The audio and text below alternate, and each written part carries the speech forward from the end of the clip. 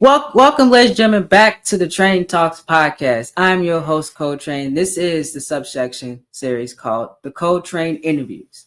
So, last time we left off, I promised you guys that we were going to try to do a couple more in-person interviews for early 2025. Shout outs to Jordan for an incredible interview coming on virtually. That was very, very fun.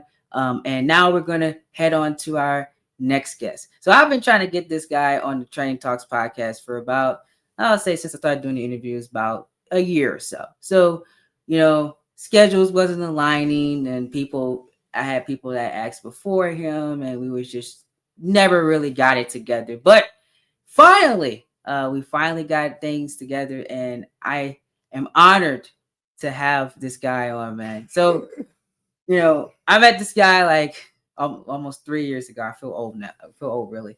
I'll never forget when he first came in. I was doing orientation here at this university I currently attend, and he was in one of my orientation groups.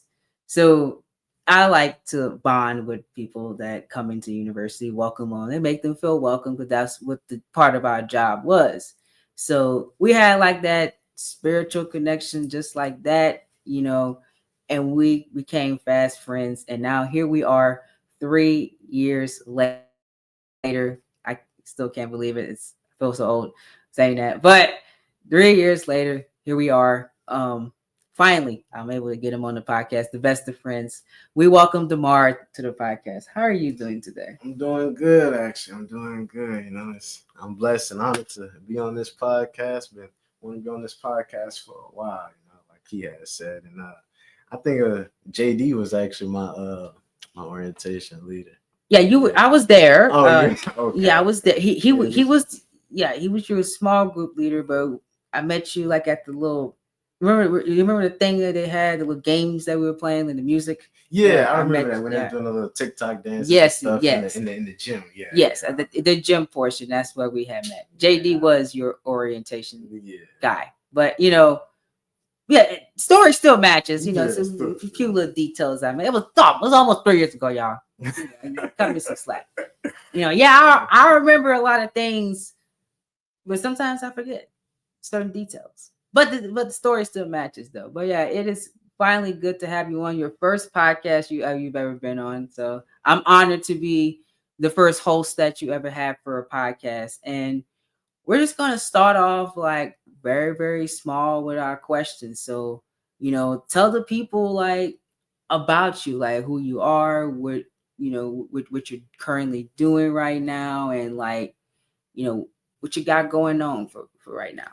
So first off, I'm gonna say that I am very religious.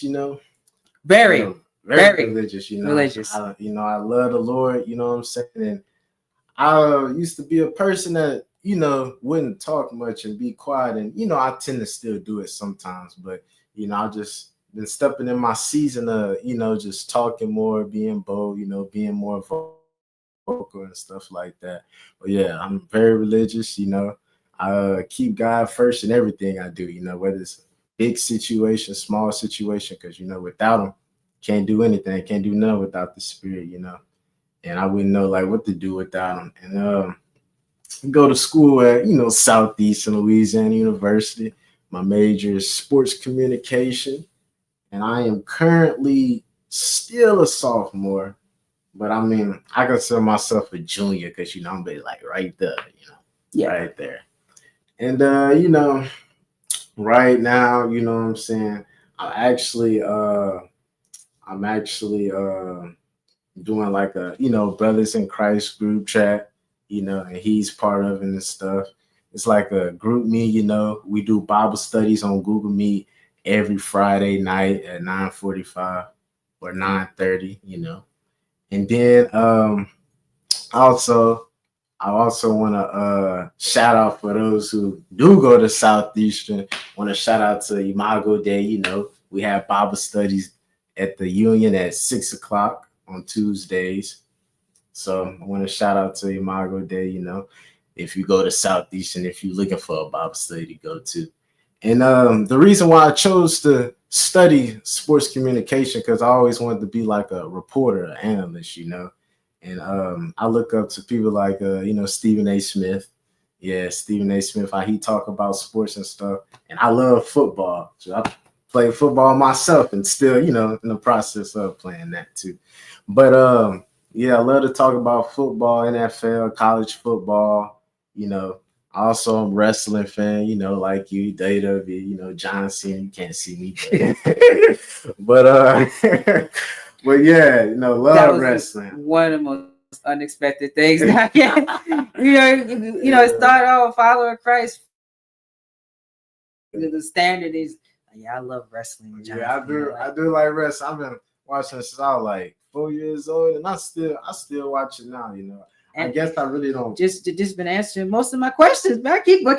Yeah, I love the intro. Go ahead. Yeah, I guess I really don't tell many people I still watch wrestling because I guess yes, I know a lot of it is fake and this and that, but at the end of the day, it's still entertaining. Look, let me tell you something. This whole channel is built off of professional wrestling in video game form. This is how I make my living. Okay, so you're saying that it's fake. It's ridiculous because TV shows are fake. The MCU is fake. The DCU is fake. All those superheroes that y'all like and adore and y'all look up to are fake. They are made up characters. Okay, it's the same thing with professional wrestling. It is a made up character told in story form. But the difference between superheroes and all of them is that the stuff that they do actually hurts.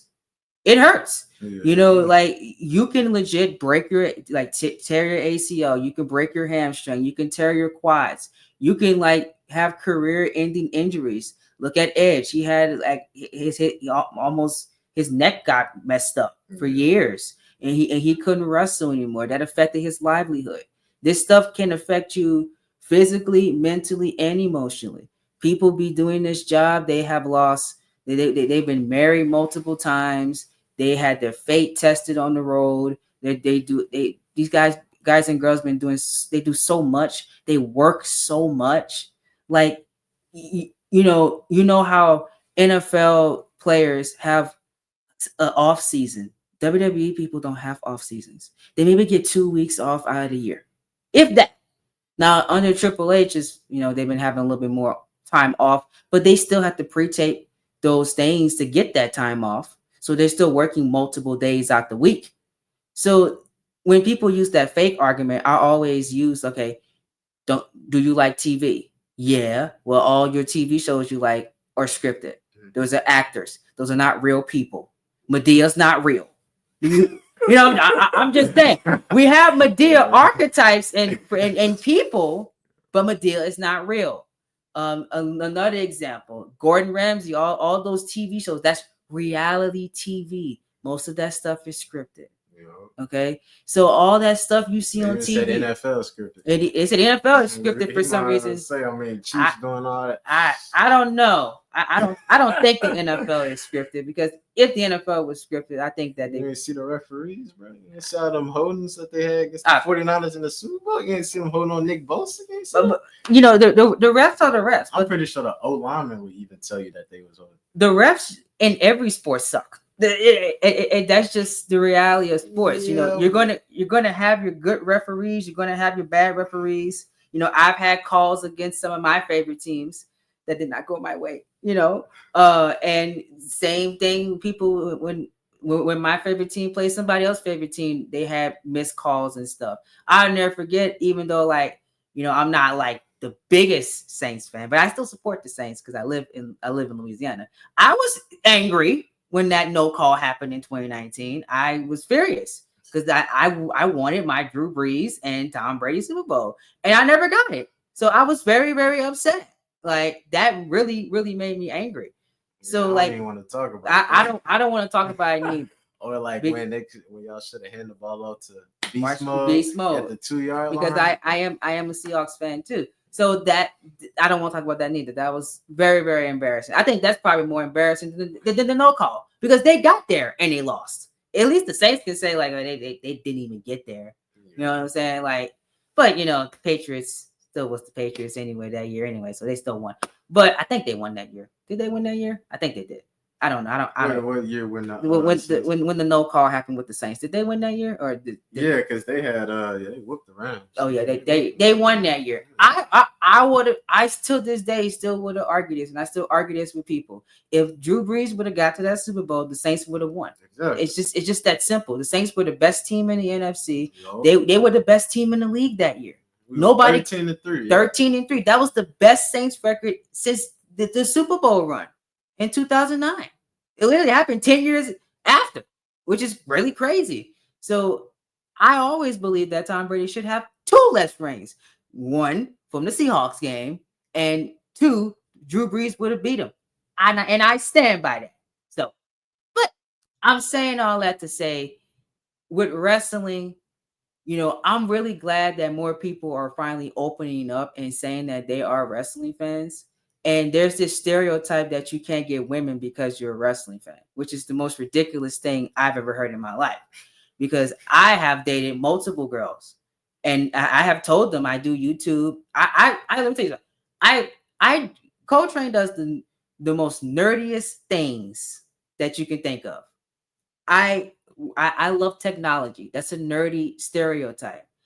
I love like writing programs. I love working with technology. I love researching technology.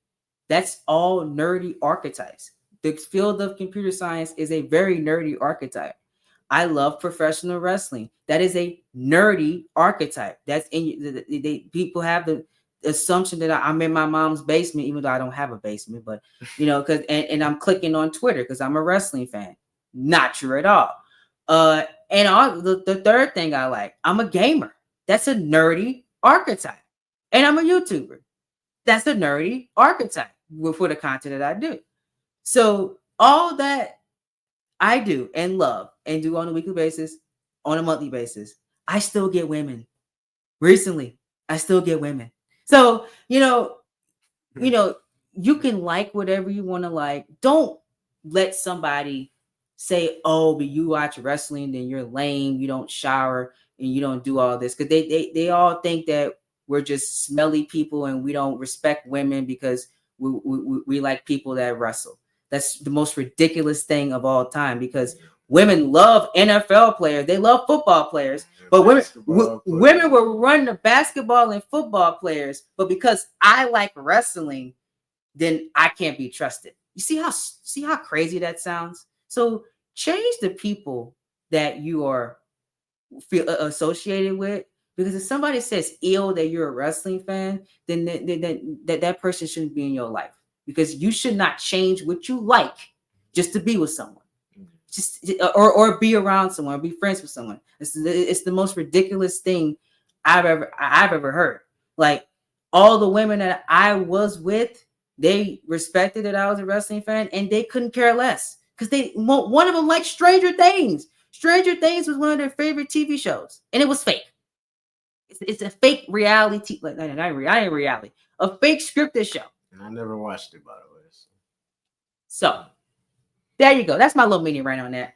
But yeah, I'm really glad that you're finally opening up to being a wrestling fan again. I know you haven't watched in a while.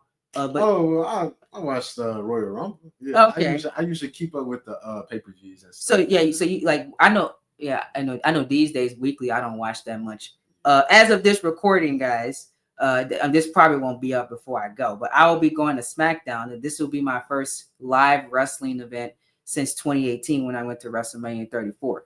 No, actually, no, I'm telling a lie. I went to AEW in 2022. So my first. Are you in AEW? Yes, I did. Whenever AEW first came to New Orleans, I went. I had a blast. It was fun. So this is my first wrestling event since 2022 when I went to AEW. My first WWE event since 2018, though. So I'm looking forward to that. How did you like the Royal Rumble? Did you enjoy yourself? Yeah, I enjoyed it.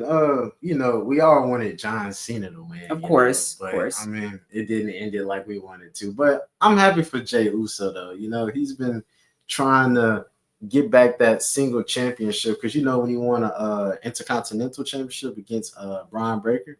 Mm-hmm. Yeah, when he had beat him, but it's like he had to deal with some family stuff, with the bloodline and stuff like that, and since he had to deal with that, he got distracted, lost his title, and ever since then, ever since now, the bloodline issue is, he don't have to deal with that. Well, he's still dealing with it a little bit, but like not as much as he had to. You know what I'm saying? Mm-hmm. And now he's able to, get into the Royal Rumble. He won the Royal Rumble. And he has a chance to win his another single and first world championship.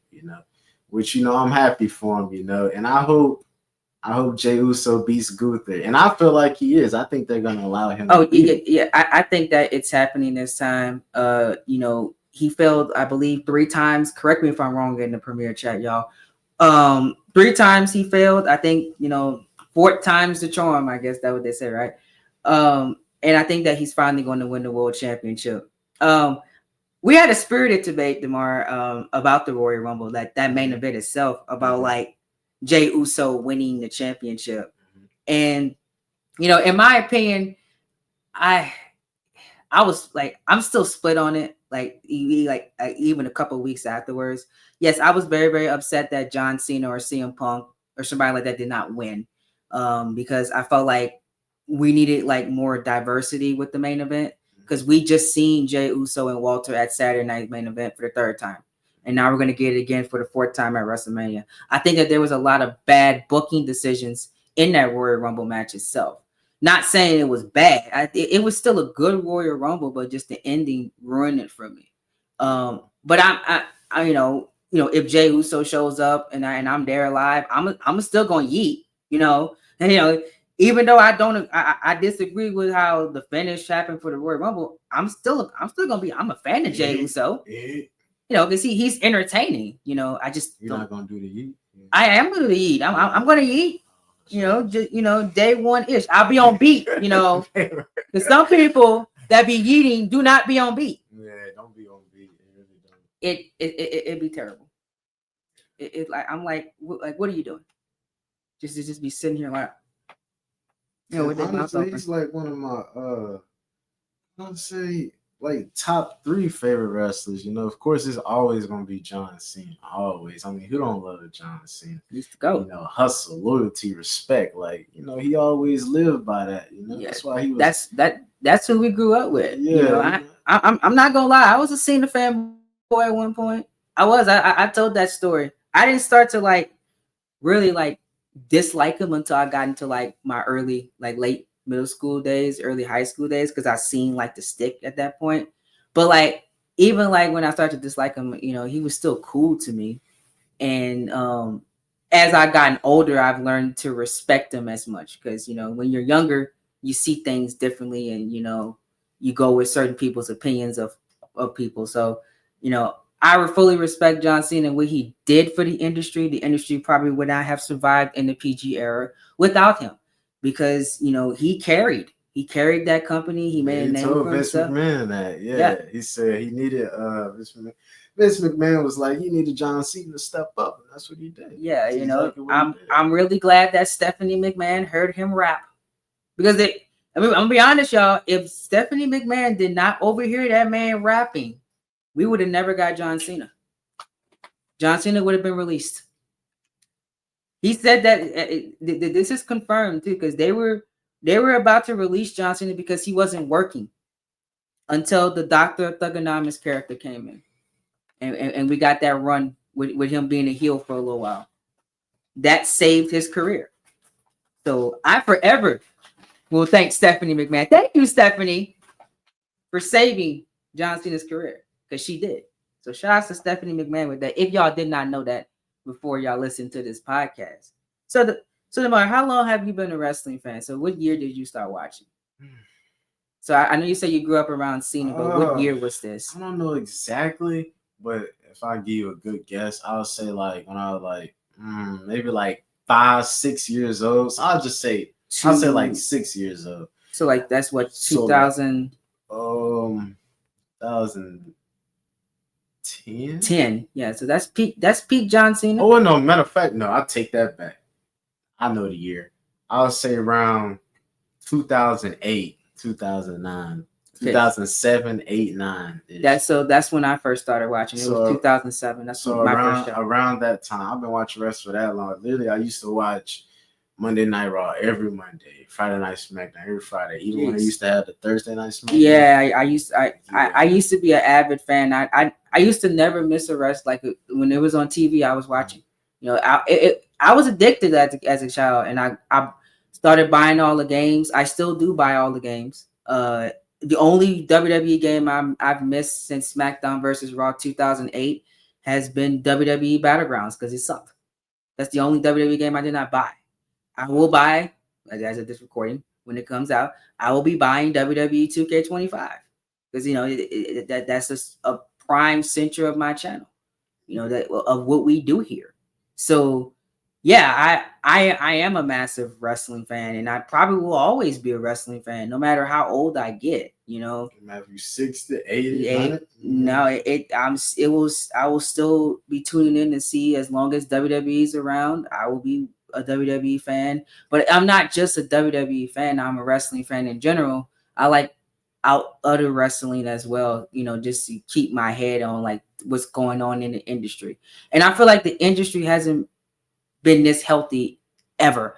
Like you have so many options, and it's not just, oh, I can go to WWE and go to NXT or whatever and build myself to the main roster. I can go to AEW and make good money. I can go to TNA and partner with TNA is partnering with WWE, so I can still get that mainstream attention that I want under a TNA contract, which could lead to my WWE contract. You know, you got New Japan, of course. There's so many options out there, which makes it great, you know. So have you like explored other avenues outside of WWE for wrestling? Nah, I really just focus on WWE. Nah, I used to watch NXT back when they had Finn Balor, when they had Kevin Owens, Sami Zayn, when Charlotte Flair was in there, Becky Lynch, what was the other girl? Sasha Banks. You know, I used to watch it when they were in NXT. And Shinsuke Nakamura. That's like, yeah. I used to watch NXT when they was all in there. Then after that, I kind of just stopped watching it and just started focusing on, you know, just watching Monday Night Raw and SmackDown. You know, just looked at that, and I remember, you know, when I was younger, you know, them DVDs. Yeah. You get them pay-per-views. So my grandma, she used to always get the pay-per-views from me, get DVDs for me. And I used to watch it, you know, watch all the pay-per-views, be able to watch it, you know, every pay-per-view event. You know? Yeah, those DVD days, they were interesting. Like, too bad. I don't know if DVDs are still as big as it was when we were growing up, because like it was different when you had a DVD, and for our generation, like that was the gold mine. Like I was able to like literally watch this movie whenever I feel like it. Yeah. You know, like with streaming, you know, it might be there for 3 months and then it just disappears, and then you can't find it anymore. That's the negative conscious of streaming. You'll never always have it, because Netflix always get rid of stuff, or you know, Disney Plus and always gets rid of stuff. But like that's why I always would prefer physical media, because like I can, you know, if I want to. My dad has a nice collection of WWE stuff. He has the streak, the entirety of the Undertaker streak, just his matches on there from 21 and up that they put on DVD after he beat CM Punk.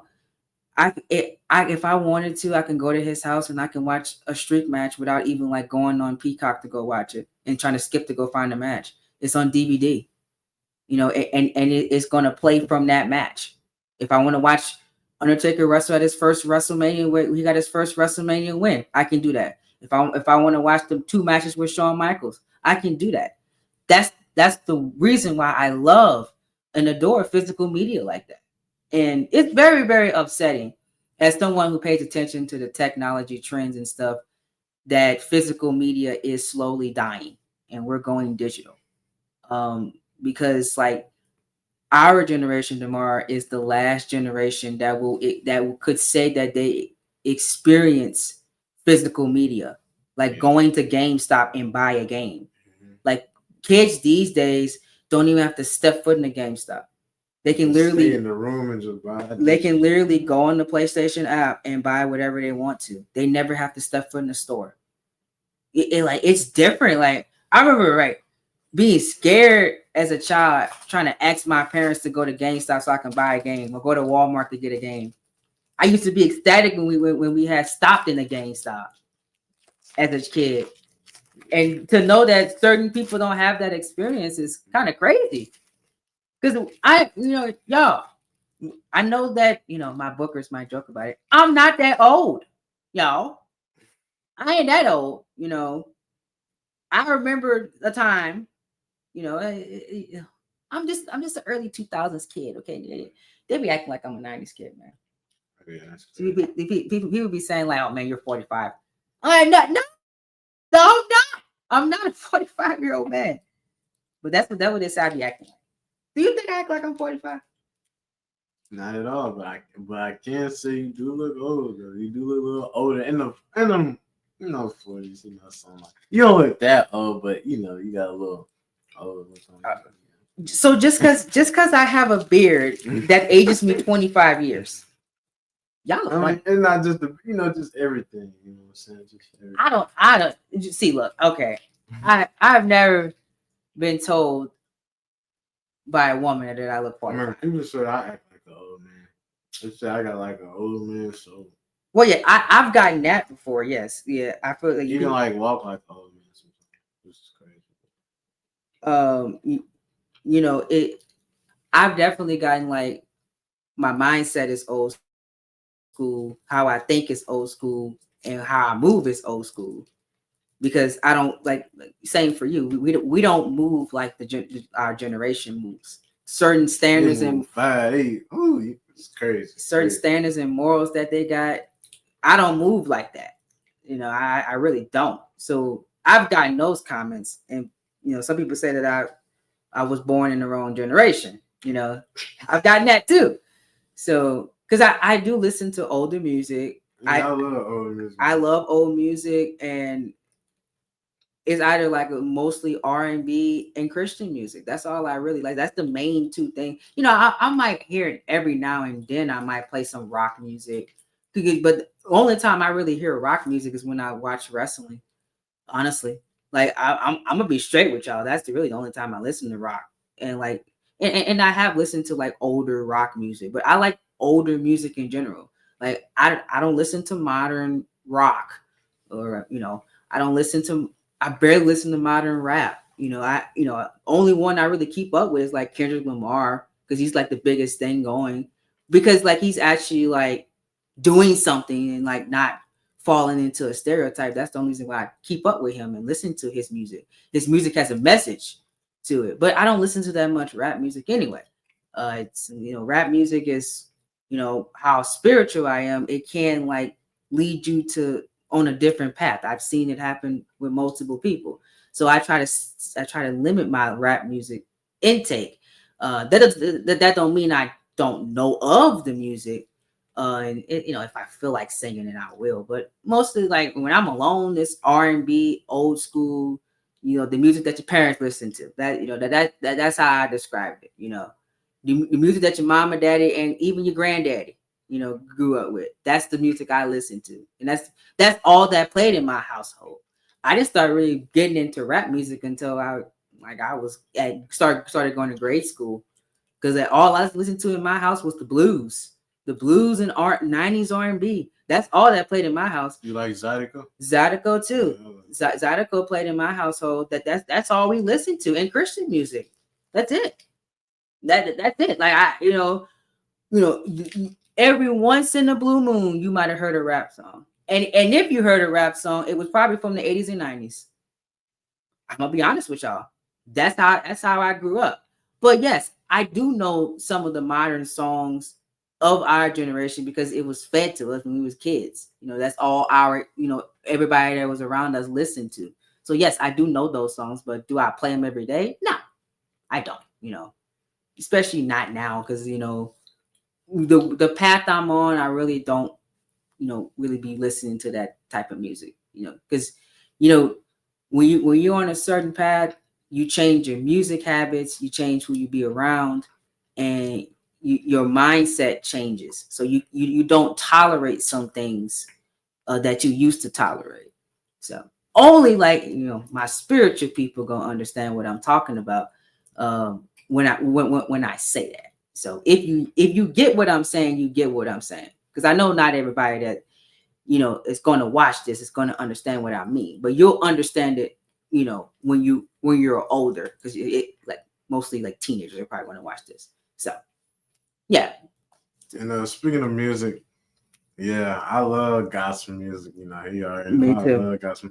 I would say I don't really like just listen to rap music like that, like I used to. I say I'm Yeah, like me too. I Like don't even like. I guess I most hear it when I'm scrolling on TikTok. I hear most of when. it sounds the same. That's why. Yeah. Like I listen to older rap because it actually had a message, and it sounded different. Like I can put a Ice Cube song on and listen to I'm trying to give like an example of like older rappers, and listen to somebody else in the 90s, and it sounds completely different. Yeah. Like when you turn some on these days, especially the female artists, they all sound the same. It sounds, I'm listening to the same 5 songs on the radio. Like, oh, I don't want to listen to that. You know, I like diversity, and Kendrick Lamar, he's the only one that really gives me diversity, and that's like the only modern rapper that I keep up with. Everything else that like blows up, I listen to it on TikTok. That's it, TikTok or Instagram. That's how I hear modern music. I don't say, oh, that new. Just for an example, I don't listen to this guy at all. That new ASAP Rocky drop. I don't. Did you listen to it? No, no. People ask me, "Oh, you listen to such and such a new album?" No, I don't keep up with it. I don't. Really, really don't. You know. So I really don't blame you, Demar. It's like I said, it just sounds the same. Yeah, because I only listen to it like if I'm scrolling on TikTok, Instagram, and I know a good bit of people, listen to Christian rap because I know that's a big thing these days. It's becoming a way bigger thing, which I'm very proud of. The crazy part about it is I make music myself. Yeah. And I ain't like posted anything yet or none of that. I ain't really just recorded many songs to want to do that yet, but I do Christian rap myself. Mm-hmm. I try to sing a little bit. I feel like I could sing like good enough to make the song sound good. But yeah, it's like a process, really. Yeah, process, yeah. But go ahead. But yeah, I don't, what I'm saying? The crazy part about it is, the fact that I make Christian rap and I do the music, I don't even like listen to it. Like I don't even listen to Christian rap. It's just I just listen to just like straight gospel.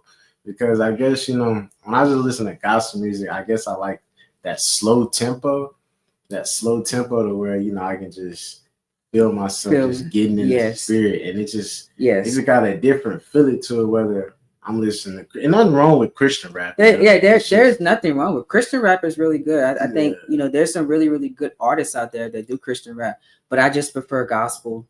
Yeah, because Christian rap, you be on beat like, you could be so tuned on beat, you can't really receive the words that's actually coming out the song. Exactly. And, gospel has more, I would say, if I had to describe it, it's more emotional. It's more relatable. Yeah, definitely. I can't tell you the amount of times I sat in my room or sat somewhere and I'm just listening to gospel music and I just like start crying because it's like you can feel the spirit heavily. It tells a story. That's some of the best songs you'll ever listen to is ones that tell stories. And a lot of gospel music does tell a story. And you relate to that stuff that they be talking about. Because you either have somebody in your life has lived it or you yourself have lived that stuff.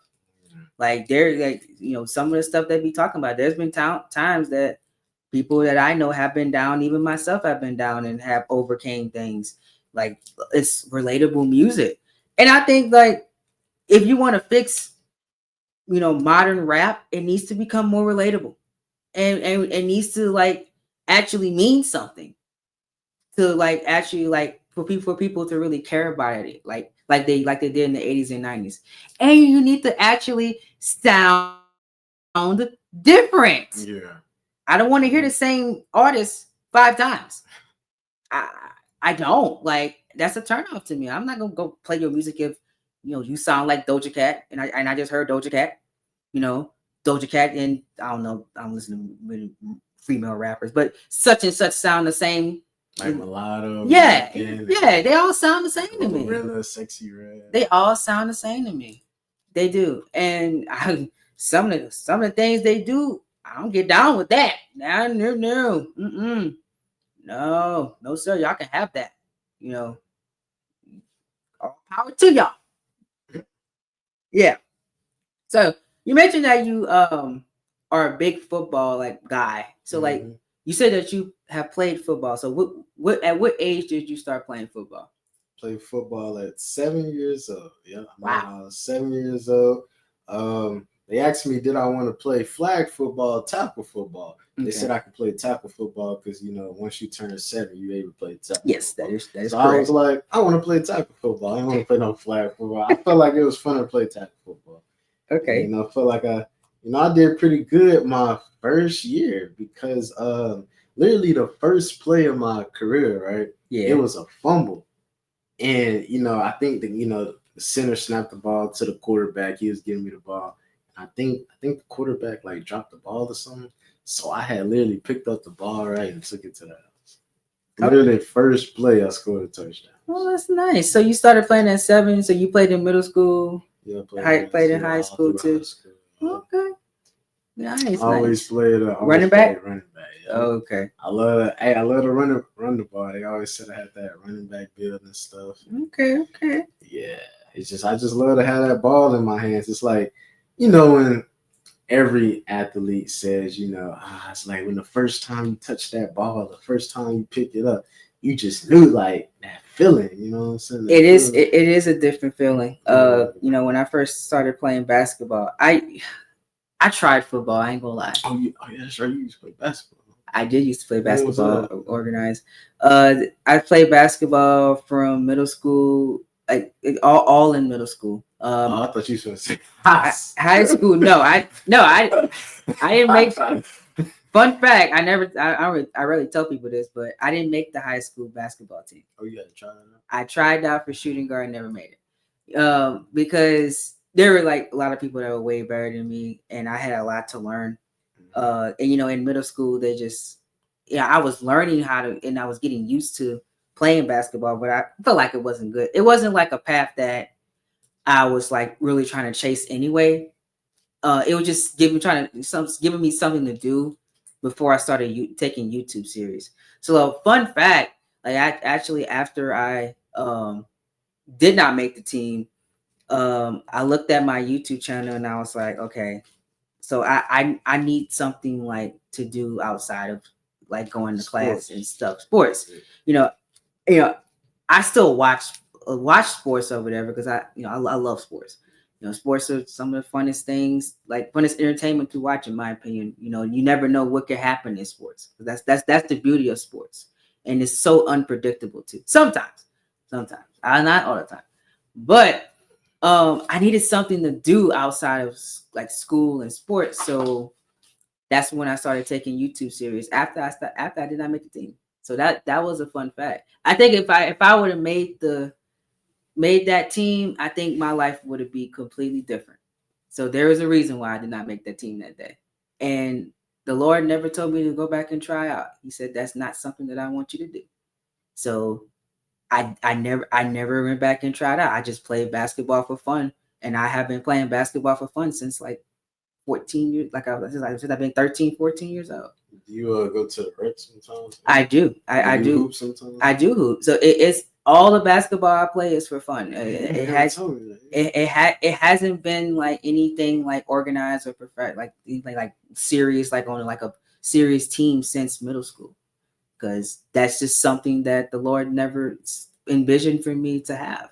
So I never pursued it after that. I just focused on my YouTube channel and figured out what I wanted to do in life after I did not make the basketball team. And here we are in 2025. I'm doing everything I love. So I say it all worked out. I never really told that story before because it's just something that I really kept to myself all these years. Only a certain few people know about that story that I did not make the team, and that's why I took YouTube very serious. I never even when I made that story time about why I started YouTube, I kept that part out. So it's just all those years I just kept it to myself until this podcast. So yeah, Demar, tell me your like craziest like football story that you have.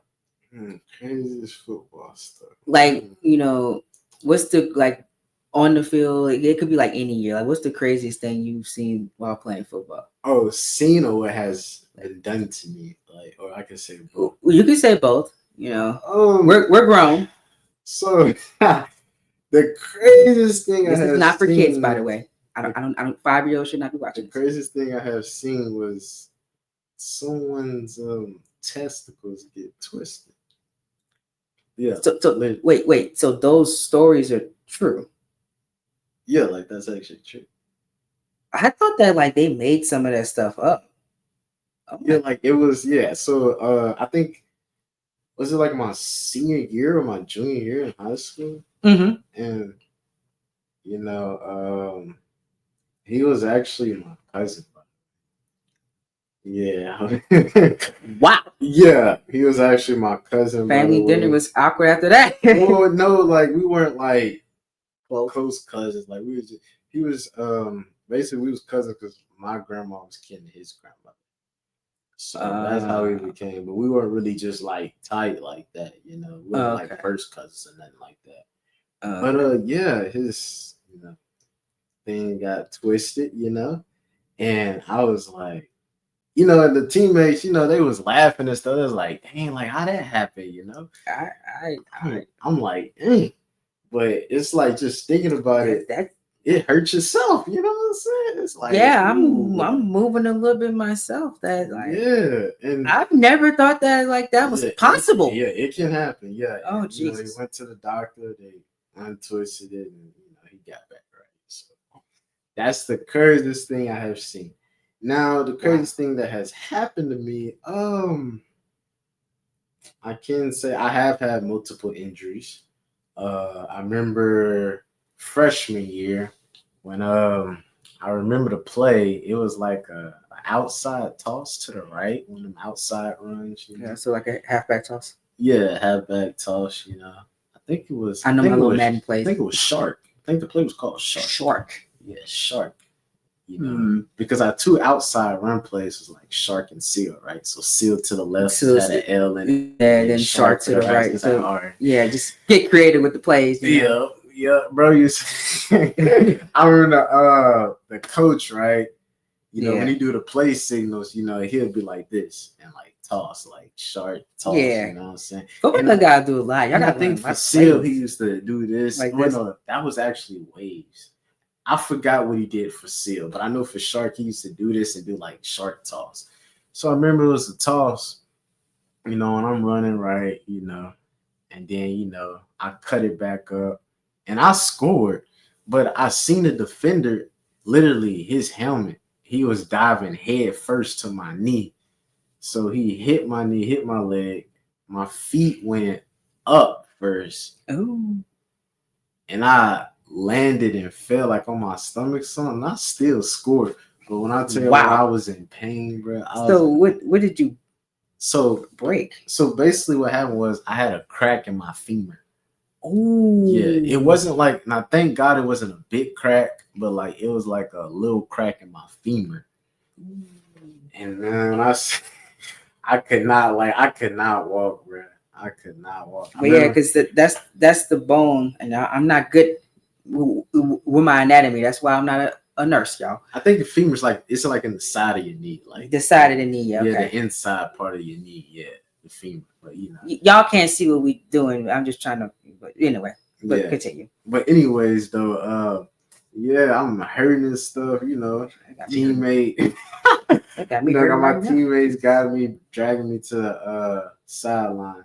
And you know how mothers is. My mom was like, "You better walk, son. You better walk that off." I'm like, "Mom, I'm hurting." You know what I'm saying? No, mother. This is a crack. Yeah, like I'm hurting. Yeah, that's different. So that's the craziest injury you've ever had. Like, Yeah, I would say that was the craziest injury. Now I had some ankle injuries where I rolled my ankle, twisted my ankle, that kind of stuff. But that was the craziest injury I had. Now the craziest hit I took was man, it was during practice. Mm-hmm. And the crazy part about it is I felt like I would get hit harder in practice than I did in the actual game. Yeah, I hear a lot of like football players say that practice is more intense than sometimes than the actual game day. Yeah, depending on who you're playing, because they really be going hard. Exactly. So how hard you got hit?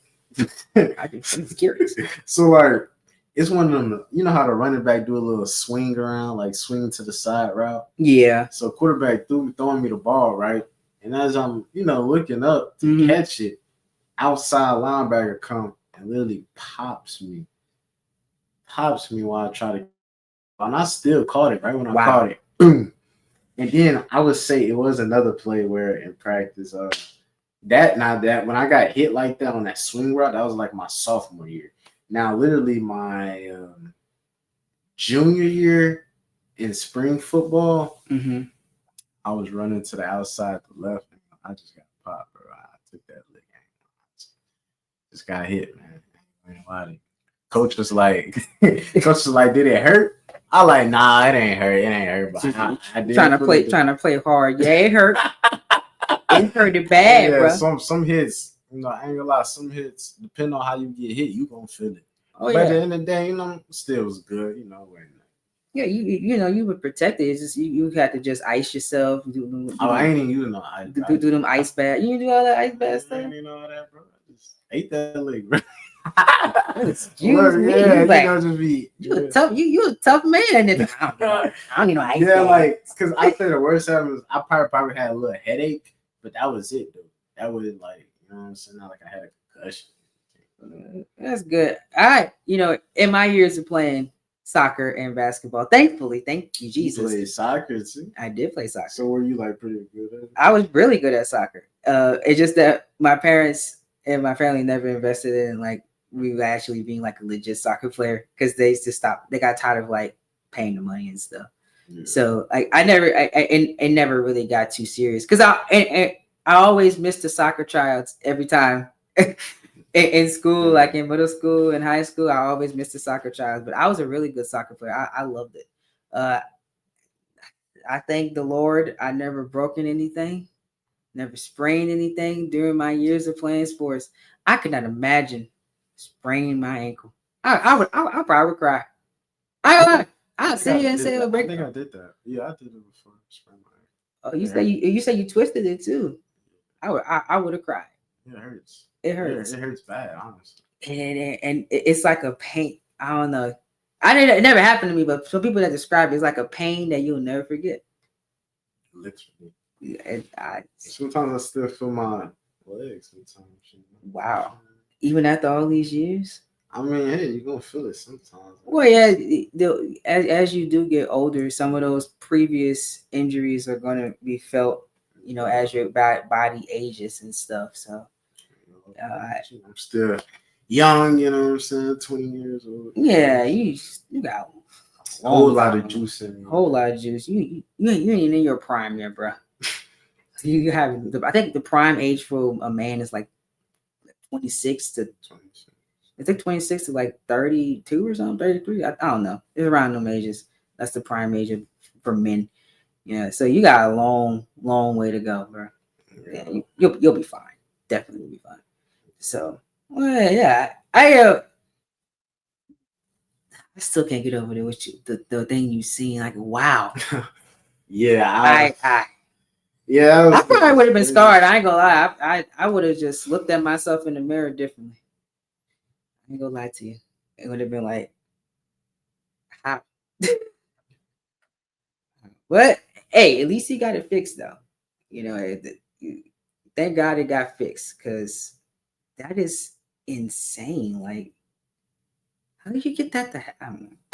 I don't know. Things just happen. Oh yeah, in sports, things just happen. Yeah. Sports is very unpredictable. Just like, I ain't gonna even say it, but I think you know what I'm thinking. I already know what you're thinking. You told me this already. I thought about it too. I was like, wait, the one you told me. Yeah, the one that you ain't even mentioned yet, but you probably I know what you're talking about. I know. yeah. Yep. That's something that we'll have to save for like an uncut version. That's a story right there. I had a similar experience in a PE class. It was very, very interesting. I love my PE class in middle school. Yeah. It was so competitive, bro. Like, it's, you know, It it got- was dodgeball, but we called it war ball. Meaning, if the ball, even though the ball hit the ground, if it rolls and touch you, then you're out. So we called it war ball. War ball. Yeah. Okay.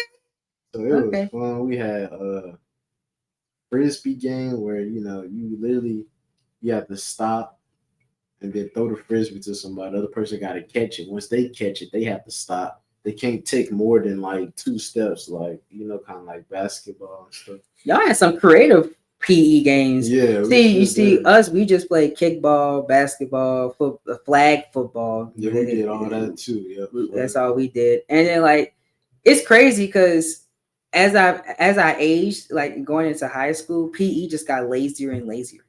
Like they just stopped caring about PE. All we did was just dress into like our physical education uniform and just sat there for 90 minutes. Like they sat there and did nothing. So like, we like I would have been like, "Say, bro, we finna go hoop." Let me tell you something. We literally dressed down, and they made us sit in the bleachers for 90 minutes. I worked on the schoolwork, or I took a nap, or I watched YouTube videos. That's what I did, because we couldn't go play basketball because the girls were occupied in the gym. So all the dudes just sat there for 90 minutes. Looking crazy. Like, looking. It was weird because like I felt like I was staring at them. Like y'all was face to face. It was face to face. Yes, like the bleachers was right here, and the women were just playing the sports. We could not move. If we moved, we could have got written up. Hey, y'all look at each other like this. Keep in mind, I'm young dude. This is like freshman, sophomore year. This is before I started. Like, I had at the time dated 2 women at the time. Well, you were dating 2 women at the time? No. I dated. So like I dated like a girl my freshman year, and I did another girl my sophomore. At the same time, but I ain't that nasty. And I don't try. Never was that nasty. I can't do that. Like that was stressing me out. I don't know how 2 for 1. Huh? I don't know how people do that. Saying I got a little on this side, and I got a little in New Orleans. Huh? Yeah, I couldn't do that. I got a little on campus, and I got one at home. Why are you telling people this? Like what? So you telling me something? Yeah, I can't make this up, dude. One person told me, like, I was just in the library doing my work over here and stuff. They were like, "You got a little man," and I was like, "No, this is my last. I'm trying to get out, trying to graduate, bro. I'm trying to lock in. If it happens, it happens. No, I ain't got nobody." He's like, "Man, I got a little on campus. I got a little at home too. So I always got play." And I said, "Okay, doesn't that sound stressful? Trying to please 2 women at the same time? Well, they don't know about each other." Modern men, and you wonder why women look at us a certain way. Y'all wonder why? Always second guessing about this. Yes, and you wonder why women act the way they act. Modern dating, like why would you do that? I never understood that. Like, if I like someone, I just like that person. I cut ties off of everybody else. Okay, it's just me and that person at that time. Now, if me and that person separates, then that's different. Then I'll go back, and see, that anybody else likes me.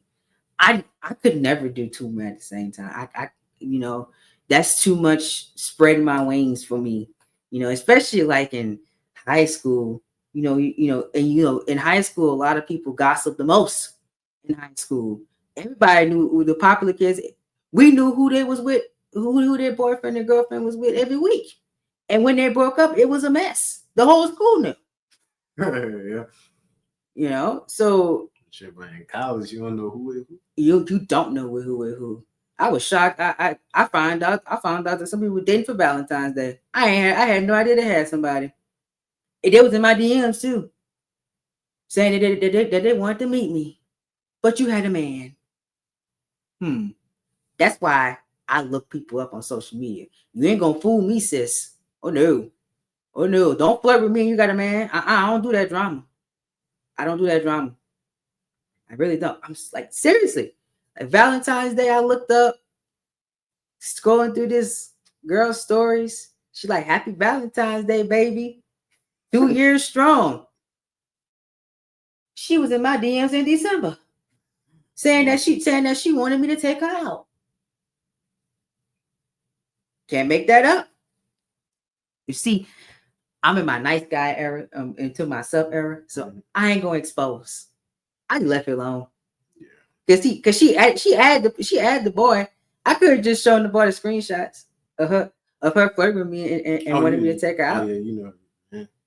Yeah, I knew the man. I knew. We had with the high school. Me and the man with the high school together. I knew. But again, I'm grown now. I don't do that high school stuff. I don't. Now, me at maybe like 13, if that would have happened, 13, 14 years old, yeah, I probably would have been a little messy and said that she was trying to get with me. But I'm way older now, way more mature, way more into the Bible. Yeah. So I can leave people alone. Yeah, that's my business. Yeah, because you're 22, right? 22 years old. I made 22 on the 9th of February. Yes, like they don't lie, Demar. The older you get, the less things just bother you. You know, you just about your business and to yourself. Yeah, because the older you get, and you ain't got time for all that other stuff. I don't. I really don't. You're just trying to get your goals, reach them, get the money, and get the money and get closer to God. That's all I'm worried. Get closer to God. Yo. That's all I'm worried about. That's all I've been on the last year and a half, and I'm the closest I've ever been to the Lord ever in my life. I made a promise to myself in January 2024 that I was going to get close to God, and I did just that. I cut off all those women that I wanted because I knew they weren't going to be no good for me. I can't say that on camera, man.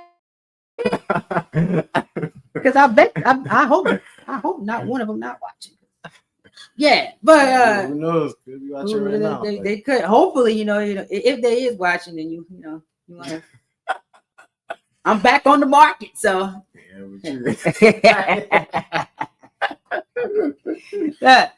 Yeah, you know. See, if you hit those expectations, then we'll see what happens, you know. But yeah, I had to just take a break from dating. Like I was dating before 2024. I was either talking to someone or was dating someone since 2018. Always had someone. Always did. 2021, I think, was the longest stretch up until 2024. I did not have someone. Which was from August up until like that March of 2022. That was the longest I didn't have anybody for. But 2024 was a full 12 months I didn't have anybody. And I still don't have anybody. Speaking of this, I got a question, bro. So like, yeah, of course, you're going to wait till, marriage to, have sex and stuff like that. Yeah, of course, and stuff like that. Yeah.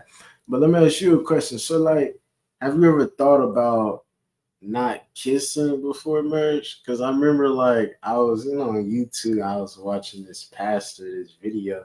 Not kissing. And yeah, they said they was like they literally did not kiss until they were married. I'm like, hey, that's a whole nother level. Like they really listen, I love the Lord. I can't do that. God, I love you, but I can't. I can't.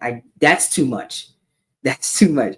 Now I know someone that said that they don't even cuddle until they got married. No, like what you mean by cuddle? Because it could be laying down or just sitting up straight. Like No, like not like cuddling, like you got your hands on her and stuff like that, and y'all just like watching a movie or something. Well, yeah, because I mean, them two probably won't be able to control themselves. Yeah, some people can't control themselves. Yeah, so I know that's why some people got 5 kids.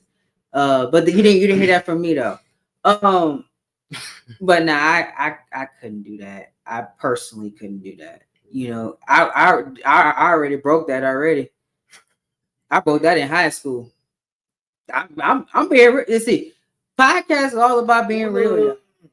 Not like kissing them. I'm talking about like when you get with your, you get the whatever woman you get with next, Yeah. Oh, and we lock kiss and we locking in. Yeah. No, no, sir. I can't do that. I can do the not having sex part. Yeah, I can definitely. Yeah, that's something I could wait for, because that's something I could wait to experience. I've done things with women, but we never had sex. So so I can continue doing that stuff that I was doing before, and go and then when we get married, then we can do whatever you want. Because look, the beauty of marriage is, that's your lifetime partner. So y'all can do what you want at that point, because you did it right. Have all the kids you want. I tell married couples all the time, just if y'all want to keep having babies, keep having them. Who can stop you? Once you're married, you're one. So that's why, like, I feel like marriage is important for me to do all the things I want to do with a woman. It's a blessing, and it is a blessing, because not everybody gets married. Not everybody wants to be married, which is crazy to me. But marriage is not for everybody, just like how college is not for everybody. Some people just want to be boyfriend and girlfriend for the rest of their lives, and that's cool. You do you. But I want to be married before I have kids, because I want a family. Family to me, and I'm old school. I grew up with a traditional family mindset. Family to me is you have a husband and wife and kids. That's me. That's family to me. Like, you're married and that's your kids. Your kids have the same last name as their dad. That's family to me, because that's how I was raised. I have my dad's last name, and my sister have my dad's last name. So that's what I want to have for my children. Now, I don't really like go into deep detail about my family, but I have mentioned this before on the podcast. My mama didn't get it right the first time, and she told us that she didn't get it right the first time. And that's something that I personally don't want to make that mistake like she did, because you always supposed to be better than your parents in many different aspects. So she always preached to me, get married before having kids, because she told us that if she can do it all over again, her first child she would have been married for. And she was young. She wasn't like, and she was exploring, and things happen. So, but she told me to avoid those things happening, and we had a private conversation about that, to avoid that happening with me. And I'm way past the age that she had that happen to. Way past it. So, I listened to her on that situation. But, that's an aspect of how I want to be different from something that happened in my family. And some people in my family, have kids for different men. That's not something that I want to aspire to have. I don't want my kids to be for different mothers. I want my kids to have the same mother. They'd be like, that's his mom, man. That's her mom. I understand it happening one time, but like 5, 6 times, that means you the problem. I'm sorry. I'm gonna be real with you. You are the problem if it's happening 6 times. I could excuse 1 or 2, but 6? 6 is ridiculous. 6 outrageous. Because that means you in it for the wrong reasons at that point. Because mistakes happen. Not everybody perfect. But that and point, I don't that's judge. potential. Yeah, I don't judge. Like once or twice, cool, but 6 times, then I gotta look at you like you got to fix something on yourself at that point. But yeah, Dr. Jesus. but that was a good question, Demar. So I already know that you're definitely waiting to have sex when you're married. So same thing was going to be for like the kids, of course, too. So like, what is my question for that is, what is your ideal age to have your first child? I know everybody's answer is different. I don't even know, man. I mean, cause first, I don't even know when I'm gonna get married, bro. I don't even know. I don't even know how long We all don't know. Yeah, I don't know how long that's gonna take. But but first have a kid. My ideal age, ideally, I want it to be 26, but I don't think that's gonna happen. But we'll see. Honestly, I can't even. Honestly, I don't even know. Because at the end of the day, I don't even know. I don't know what's best for me. Only God knows. Yeah, God has shown me the path, but it's not done. Yeah, and it's like God, He already has a timeline for every single one of us. He already has a timeline of when this gonna happen, when that's gonna happen. So it's like we can say that we wanted to happen at a certain age, but we just don't know if that's gonna happen. Yeah. When I first started college, I had an ideal age when I wanted to get married. I thought I was gonna be married by the age of 24. I did. Like I said, okay, I was going to graduate college. I was going to find me someone, and we was going to build a family and start that process by 24 years old. Hey, and you still got time. You got 2 years. I got 2 years, but that's what somebody told me right when I first went to this school here. They told me write a letter to my future self, and I said that I was going to graduate from here in 4 years. Start working for 2 years, build my money up, and move out of my parents' house and be with someone and propose and be married by 24 years old. That's what the 18-year-old me said. Now, if people say, "Oh, you still got 2 years," but I was like, no. For me, before like I know everybody's different, but before I propose, I need to be with you for at least 2 to 3 years. Because they say a man knows if they're gonna marry you in 6 months, but a woman don't know that though. Sometimes they do a year, I don't know. A year is too short. Unless like we're older, like we're still young. A year is too short for me. I feel like at least 2 years for me, at least. At minimum 2 years. Yeah. Because I need to see you in every season. What do I mean by every season? I need to see you when you got money. I need to see you when life is good. I need to see you when life gets rough. Yeah, horrible, bad. I see every side. I gotta see every side and how you respond to that. Like, what happens when you don't have money? Where are you gonna turn to? Is you gonna switch up on me because you don't got no money? What what happens? Like I'm being. This is real. Like, what happens when let's say I get sick and I can't work for a little while? What you gonna do? You just gonna dip off on me? You gonna dip off on me? That's why I say at least minimum 2 years. Because in 2 years you experience all that. I promise you will. And if your future lady or future man, if women are watching this, responds well to it, then that's your partner. It's just that simple. So if I was given a rule of thumb, like I said, everybody's situation different. Everybody has different taste to this. I say 2 to 3 years, because you'll know that person by that point, like the back of their head. Because a person can't switch up in 1 year. Because 1 year a person can have a great job, and then the next year they lose that job, and they can be a completely different person the next year. I've seen that happen full hand. It'd be totally doing like, whoa, I didn't see this coming. I've seen that happen before. Happened to one of my exes. She was doing good, had a great job, getting her education, and then she lost that job and had started having family problems, and she switched up on me, and that's why we're not together. She changed everything. Changed about it. She said, "I don't want to do this no more." After nearly 2 years of being together, it happens. That's why I say 2 or 3 years is the general rule of thumb for me. If I'm going to put a ring on it, especially at this age, yeah. But let's say the Lord fix it where I don't get married until my 30s, then I'm gonna look at life a little differently than I looked at 22.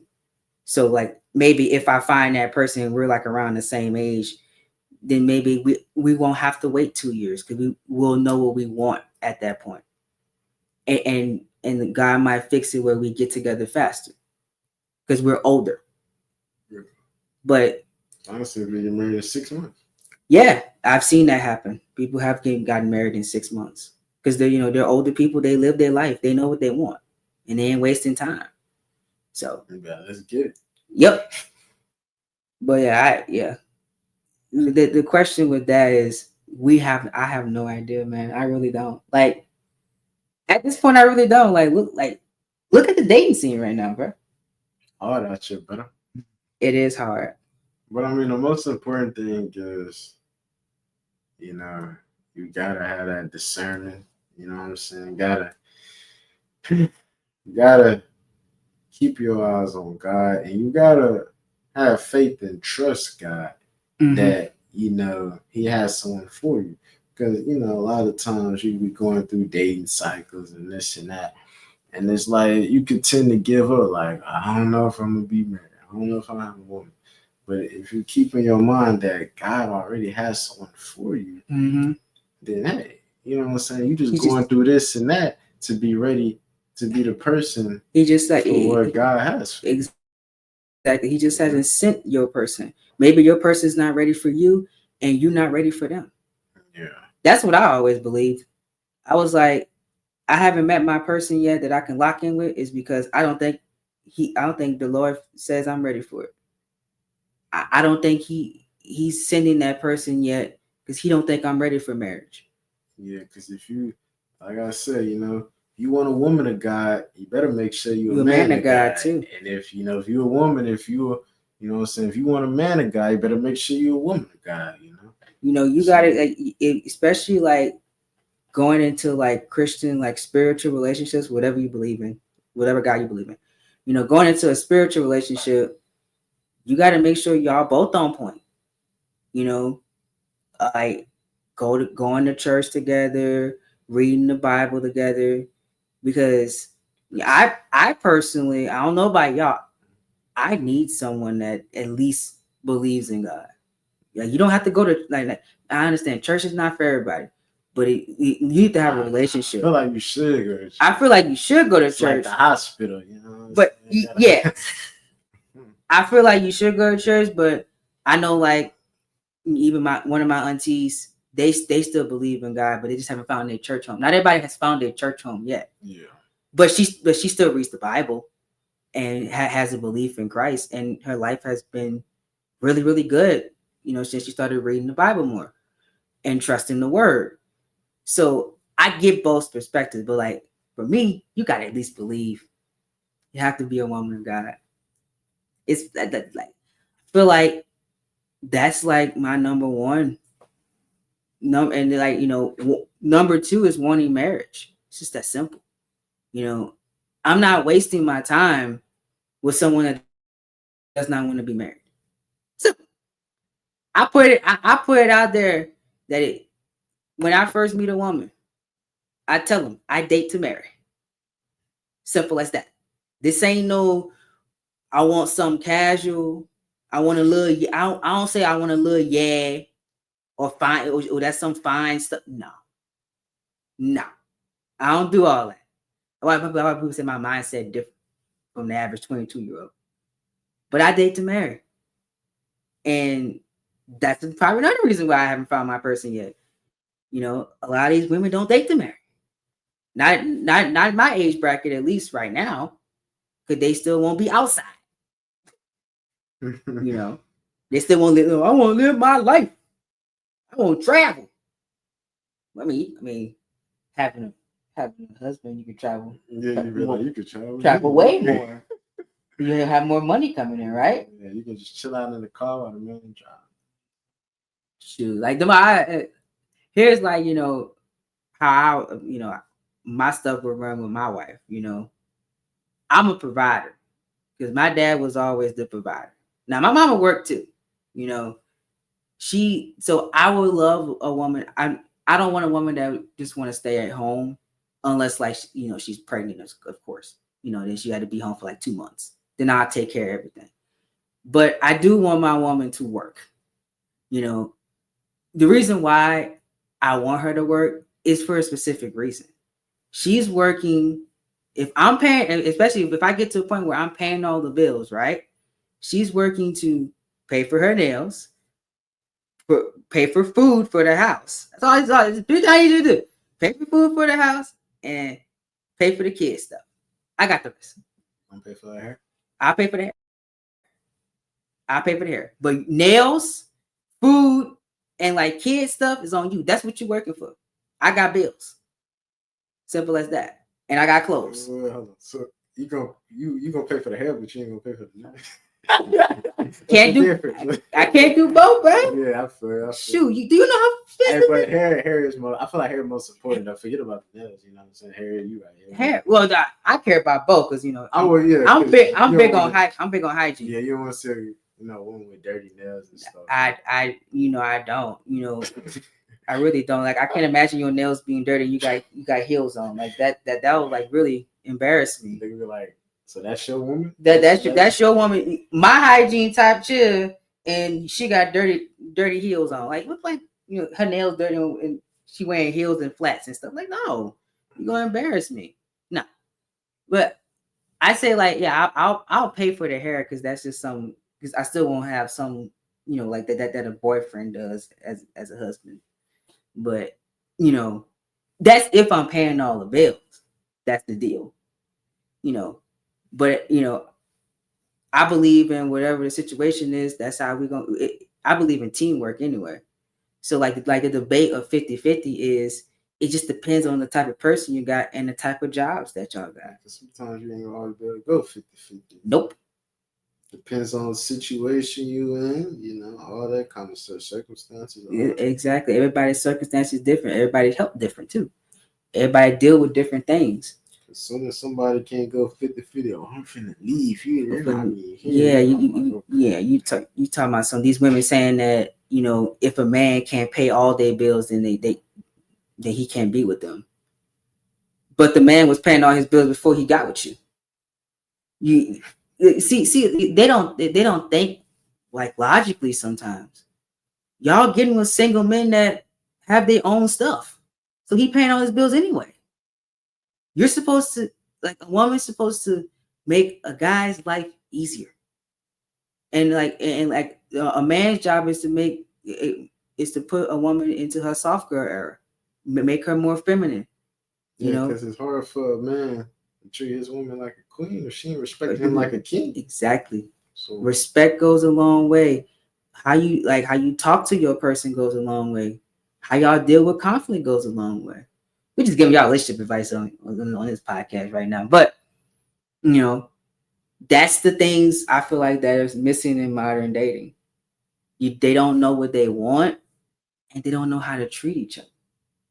That's the two biggest things. You gotta look at them fruits of the spirit. That's very important. Gotta seek for them fruits. Gots to, because if you ain't seeing no fruits, hey, you gotta get out of it. Cause you see, God's not gonna bless y'all marriage or relationship if you don't abide by like how a relationship is supposed to be. Because the Bible tells you why a woman was made for a man. Yeah, because I heard the woman was complete when Eve came in the world. She was already complete. Adam wasn't. Adam was not complete. But it's like Eve was the missing piece for that. Exactly. That's why I don't understand the men versus women thing, because we both need each other. Yeah, we're on the same team. Like, just because the man is the head can't move without the neck. Exactly. It's all. That's why I never understood. That's why I say, like, some men don't want me to go to work. It's not me. Go to work. Go to work. Because let me tell you something. The more income we bringing in, the better our life gonna be. If I'm bringing in income, you bringing in income, you can save most of your income so we can take trips and have an emergency fund for our kids, so we can pay for their school stuff. If our kids gonna be in sports, we got the money for it. If our kids want to go want to be a swimmer, we can put them in swimming lessons. That's why I believe that both genders should work. I never believed that when women shouldn't work. I think that's really stupid to me. Especially in this economy. Why, please? Boy, I stay at home mom in this economy. How much money you making? What's the situation? Because I need to know. They do have a lot of jobs these days where you just stay at home, you just stay there at work. Yeah, some be high paying jobs. Remote jobs is a dream. I would love that personally. As a tech guy, I don't have to go in, and I'm still making six figures. That would be the greatest thing of all time. It would save me gas. I'll save money in different areas. Still gotta go to the store though. But I'll save money in different areas like that commute. Traveling like that, going to work, to and from work. I ain't gotta deal with that because I'm gonna be in my house. I save a lot of gas. A lot of gas. Remote jobs are great. I think that they're some of the best jobs out there. If I could give me one, it would be beautiful. It would be beautiful. Hey, actually, you should find. Oh, I mean, ask and seek it. You should. Oh, Demar, I've been praying for that since like I realized that was a thing, boy. Because the Lord knows I don't feel like dealing with no people. Going to work with new people. I'm good. I love a remote job. I would. And if I get one, by all means, let's go. But if I don't, I don't. We'll see what happens. We will definitely see what happens. So you say like your woman has to be a woman of God, of course. Is like kids to you, like if your woman don't want to have kids, would you be okay with that? Nope, because I want kids. I want kids. Okay. I want kids. So we have the same mindset. If you don't want kids, I ain't gonna talk to you. I won't. Like I want kids, and I won't be married. It's in my 4 expectations. So if you don't want kids, you're not religious, you don't want to be married, there's like a 99% chance I won't even message you. The most important thing is to keep God in the center, because sometimes, you could be in your flesh and you could a man could tend to love his woman more than God, or the woman could tend to love her man more than God. And you don't realize that you just keep loving each other. And it's like, man, where God at in your mind? Where's God at? You be of the world. Yeah. Too much. So you always want to make sure that you loving God more than you love your mate. Because without God, it wouldn't be nothing. Without God, you wouldn't even see your mate. You wouldn't even know your mate. None of this exists. None of this would happen. So, yeah, literally, your mate wouldn't wake up without the Lord. It's just that simple. And I think I talking about that made me realize why most of my relationships did not work. God was not at the center. It was on me or it was on her. We was just two in our own worlds, and then we didn't keep God at the center. And I tell some dudes, I said, the best way that you could, find your woman or meet your woman is, have your woman that can help you be the man that God called you to be.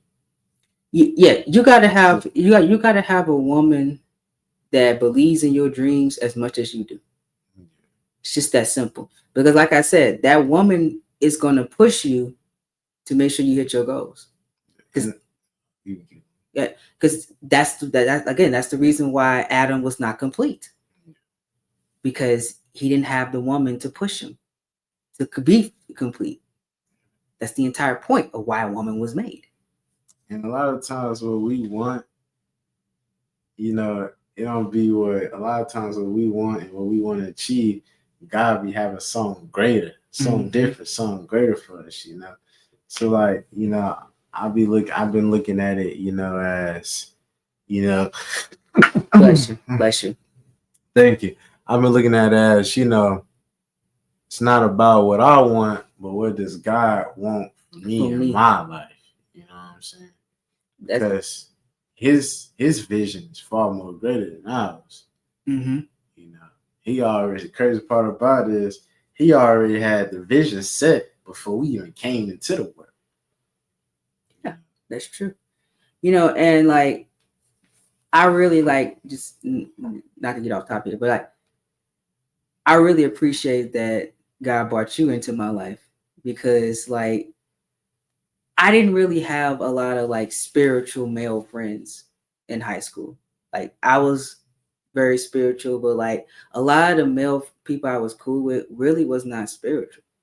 Like they really did not read the Bible like I did, or you know, did the stuff I did. So I thank God I met a lot of spiritual, like good friends here at this school. And they're some of my closest friends. No wonder, right? So I really thank God for placing you in my life because like Demar really has made me grown spiritually. He really has. Like before I met Demar, I was doing some like, and I told Demar this, like I was being wild as a freshman in college. You know, I'm not ashamed to tell it. Like y'all, for 2 months, I didn't sleep in my room. I did not. I did not. I was in a girl's room for 2 months straight. I only came in here to clean up for room checks. That's how wild I was as a freshman, and I'm not ashamed to say it because hey, it happened. You know, I was living life. I was making those mistakes. You know, and go figure, it was not one of my best semesters. I wonder why. So it really woke me up. You know, like dang, I can't do this again because like academic failure, not achieving what you set out to seek. You know, I always feel like I'm very hard on myself, and y'all know this on this channel. I'm very hard on myself and like the product that I put out, and like you know, I felt like whenever I did not achieve academic successes, like in college, felt like I was failing my parents and wasting money. And I don't like wasting money on anything. You know, I value the dollar I have. Um, so that was really a wake up call. Like I can't be doing that stuff anymore. And then when I met Demar, it was like somebody I just needed because I was going down I was going down a bad path. I really was. Now don't get me wrong, I still had some like very, very good female friends, but like those male friends was not, there was some bad influences that I had to cut off. Like when I met Demar, that's when I finally cut most of them people off. Then I met, you know, John, then I met like et cetera, like that turned into meeting Mark and stuff. So like like I said, everything happens for a reason. Like I needed to have that wild spring semester that in 2022 to really change my perspective and get closer spiritually. And it did. Like it made me get closer spiritually, and then I ended up having some of the best semesters I've ever had in school. Period. Like after I got closer spiritually. So that was my little story. And the president. Yeah. That wouldn't have happened if I never got closer spiritually. All that leadership stuff I did, that happened because I got closer to God, and that's what He led me. It's as simple as that, you know. And I talked to Him about what I wanted to do as a career and what I want to achieve academically. Where does He see me? He has the pen right now. Everything I'm doing, He's telling me to do. It's as simple as that, you know. And ever since I gave Him the pen, like life has been really, really easy. It really has. Like I still go through stuff. I still have trials and tribulations because that's what the flesh still has that stuff. You know, I still have my temptations. I still feel lonely. I still lust for lust.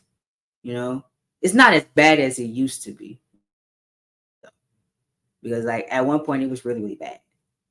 But, as you grow more spiritually, that stuff just doesn't bother you that much. So that's just my little story I had. But continue on. Yeah, man. I'm grateful for you too, man. I remember my first when did we first talk? Was it in main dish? Yeah, it was main Yeah, dish. I think you were sitting at the table. I had did I meet you through some people or no? I don't know what it was, but You did meet me through a mutual friend I had, and y'all yeah. was talking, and I went and talked to y'all, and that's how we met. I think it was one of my OLs that I had that summer, and I was like, "Hey," I can't remember his name. He always remembers my name. I don't Let us start remember. with a D. Yeah, I know you're talking about. yeah. I said, "Hey," and then you were talking to him in Mainish at the time because I was there with my at the time ex-girlfriend. We was eating out and talking with some of the OLs because we were still like bonding and stuff at that time period. Um, and I said, "Yo, I'll be back." I see one of the people that I had orientation with or whatever. They was in my group, and that's how I met you two. Yeah, because I had seen you, man, and I remember you was talking. First thing I knew, I said, man, I ain't gonna lie, I knew you talked a lot. I do. Yeah, I do. Like, I knew you. Shoot, look, it's almost like what 7. I knew you had talked a lot, but the good thing is when you speak, you know what I'm saying. You speak with knowledge, you know what I'm saying. You speak with positivity, you know what I'm saying. Yeah, I really appreciate that. Yeah, for sure, man. I be trying, man. And it's like, I looked at you, man, and it's like I looked at you as a leader because it's like when how you just meet somebody, you look at somebody, you just know they a leader. Mm-hmm. I had that kind of like vibe towards you, like I just know you a leader, and how you lead people and help other people out, you know what I'm saying, and lead the way for them, and then we just started talking more and more, and how you helped me with some of my school stuff, like more essays. Yeah. I remember them nights. That was some fun nights, man. Yeah, them essays. Yeah. Definitely. That was some good times. Yeah. It really was some great times. Them nights were fun. I remember all of them. Yeah. And we had our deep conversations. Deep? Man. Well, I can't even say some of the stuff on screen. We had some very deep conversations. Deep conversations. I asked you some deep questions too. You did you had me thinking that night. Them nights. I ain't gonna lie. Especially like even some more. You had morally thinking like I had to think morally about some of the stuff I was doing at the time. Yeah. It was some very, very, very deep conversations. Thank God for you always listening. You gave me your answers and stuff like that, and like you just you've been there for me with the school stuff. Because you ain't have to help me out, stay up all night, help me out with the essay. You ain't had to do all that. But that's just what I was called. I was called to be a leader, and I was called to help people that want to accept the help. It's just that simple. If you want the help, I'm gonna give it to you. If I know how to do it, I'm gonna give it to you. Then I seen how bold you is and stuff like that. Like I said earlier, I always been used to just being quiet, chilling, sitting in the back, just listening, And it's like, like I said, I'm just like getting better at just being bolder and bolder each and every day. You was on your own path because again, I was the same way like you. I was quiet. That was me in high school. Like me in high school versus me in college is two completely different people. Like you can ask some of my high school classmates, they don't recognize me. Like from a mental standpoint. They recognize me from a physical standpoint because I haven't really aged that much since high school. Because I stay away from things that I'm not supposed to do. But that's neither here or there. I just gotta crack a joke. But anyway, but like from a mental standpoint, it's very different. Like I was you. I literally went to school and went home and made YouTube videos. That was my life. That was my life in high school. And then occasionally I went on some dates and I dated some women and I learned some lessons about dating and stuff. had my first heartbreak and stuff like that. So I went through all of that while still going through high school and stuff. But I was very reserved. I didn't talk that much. I didn't interact with people that much. You know, at one point, my mama was very scared that I didn't interact and made those core high school memories that she made in high school. And I was like, Mama, that's just how I am. Like, this is just me. Eventually, as like junior and senior year came, I opened up more and I started to show my personality more towards the end of high school. But those first 2 years, no, you know. And like I had my fair share of. I think the reason why I was so reserved those first 2 years is because I had my fair share of bullying in like the 7th and 8th grade. People, they were questioning my sexuality in 7th grade. Yeah, you used to be bullied. Yeah, I was. People said I like boys in 7th grade. Like that was they bullied me about that. They said I was gay and I wasn't. And they said I was like, watching gay stuff and I wanted some of the gay boys on campus and stuff. That's how I was bullied. They never questioned my looks or anything. They just said I was gay because I didn't interact with women at that point. I used to see a girl and say, "Oh, she's beautiful," but I was not going to tell her to her face. Now, me today, yeah, I do that, but like back then, no. I was looking at media and how some like men was being treated. I stayed away from that. I didn't want to be called weird and saying that I was stalking them and stuff. I was scared of that stuff. I was, but I was a kid. But it really offended me, when people did call me gay. I didn't believe. Well, obviously, I didn't believe them, of course, because I wasn't. So I'm not attracted to men. I could be friends with a man, but that's it. I'm not like attracted to a man. No, that's not. I've always loved women. It was since I was like 4 or 5 years old. I knew I wanted to be with a girl. I just love women, bro. Like how they create, like how God created them. Like hands, like all that. Yeah, the Lord snapped when He made a woman. Now He did, like, and I'm forever grateful for Him making women. I don't know, like it's genuinely like people like oh, what you be living? I live for God and I live for being with a woman. Like it. That's all I liked. So whenever people say, even like on the internet, when they say I swing that way, I just laugh it off because I think it's ridiculous. Because I know where I sleep at night. I know who I be with, and I know what I do. So people's like, "Oh, you're not going to call them out because they called you gay?" No, because I'm not. Because now you're playing into now you're giving them what they want. They want a reaction out of it, and I never gave them a reaction. My mama at one point, because of all the stuff that was going on with black men at the time, she did ask me a couple times, "Did I swing that way?" And I told her, "Mama, you know me better than that.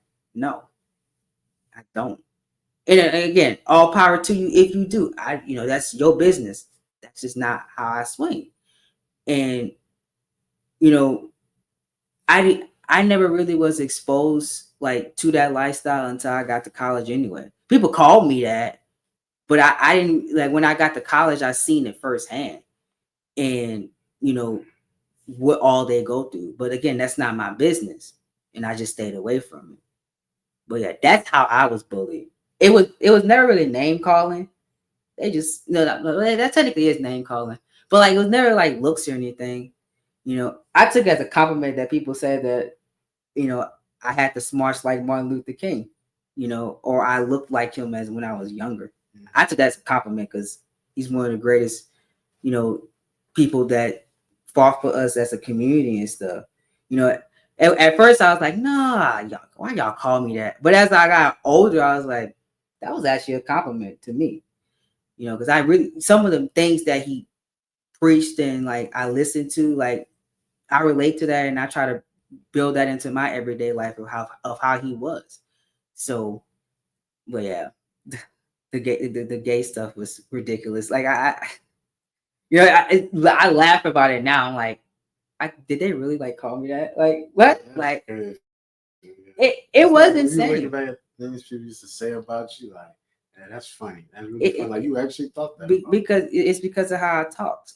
You know, I don't. You know, I never had a street voice. People said my voice was high pitched, so that that was a stereotype for swinging that way. But not everybody that talk like me swing that way, which is the most ridiculous claim ever. Like y'all don't really know people like that, and like trying to assume what somebody do in the bedroom is strange, especially at that age. Like you 13 years old, what you know about that anyway? Man, you'd be surprised how much people know they was 13.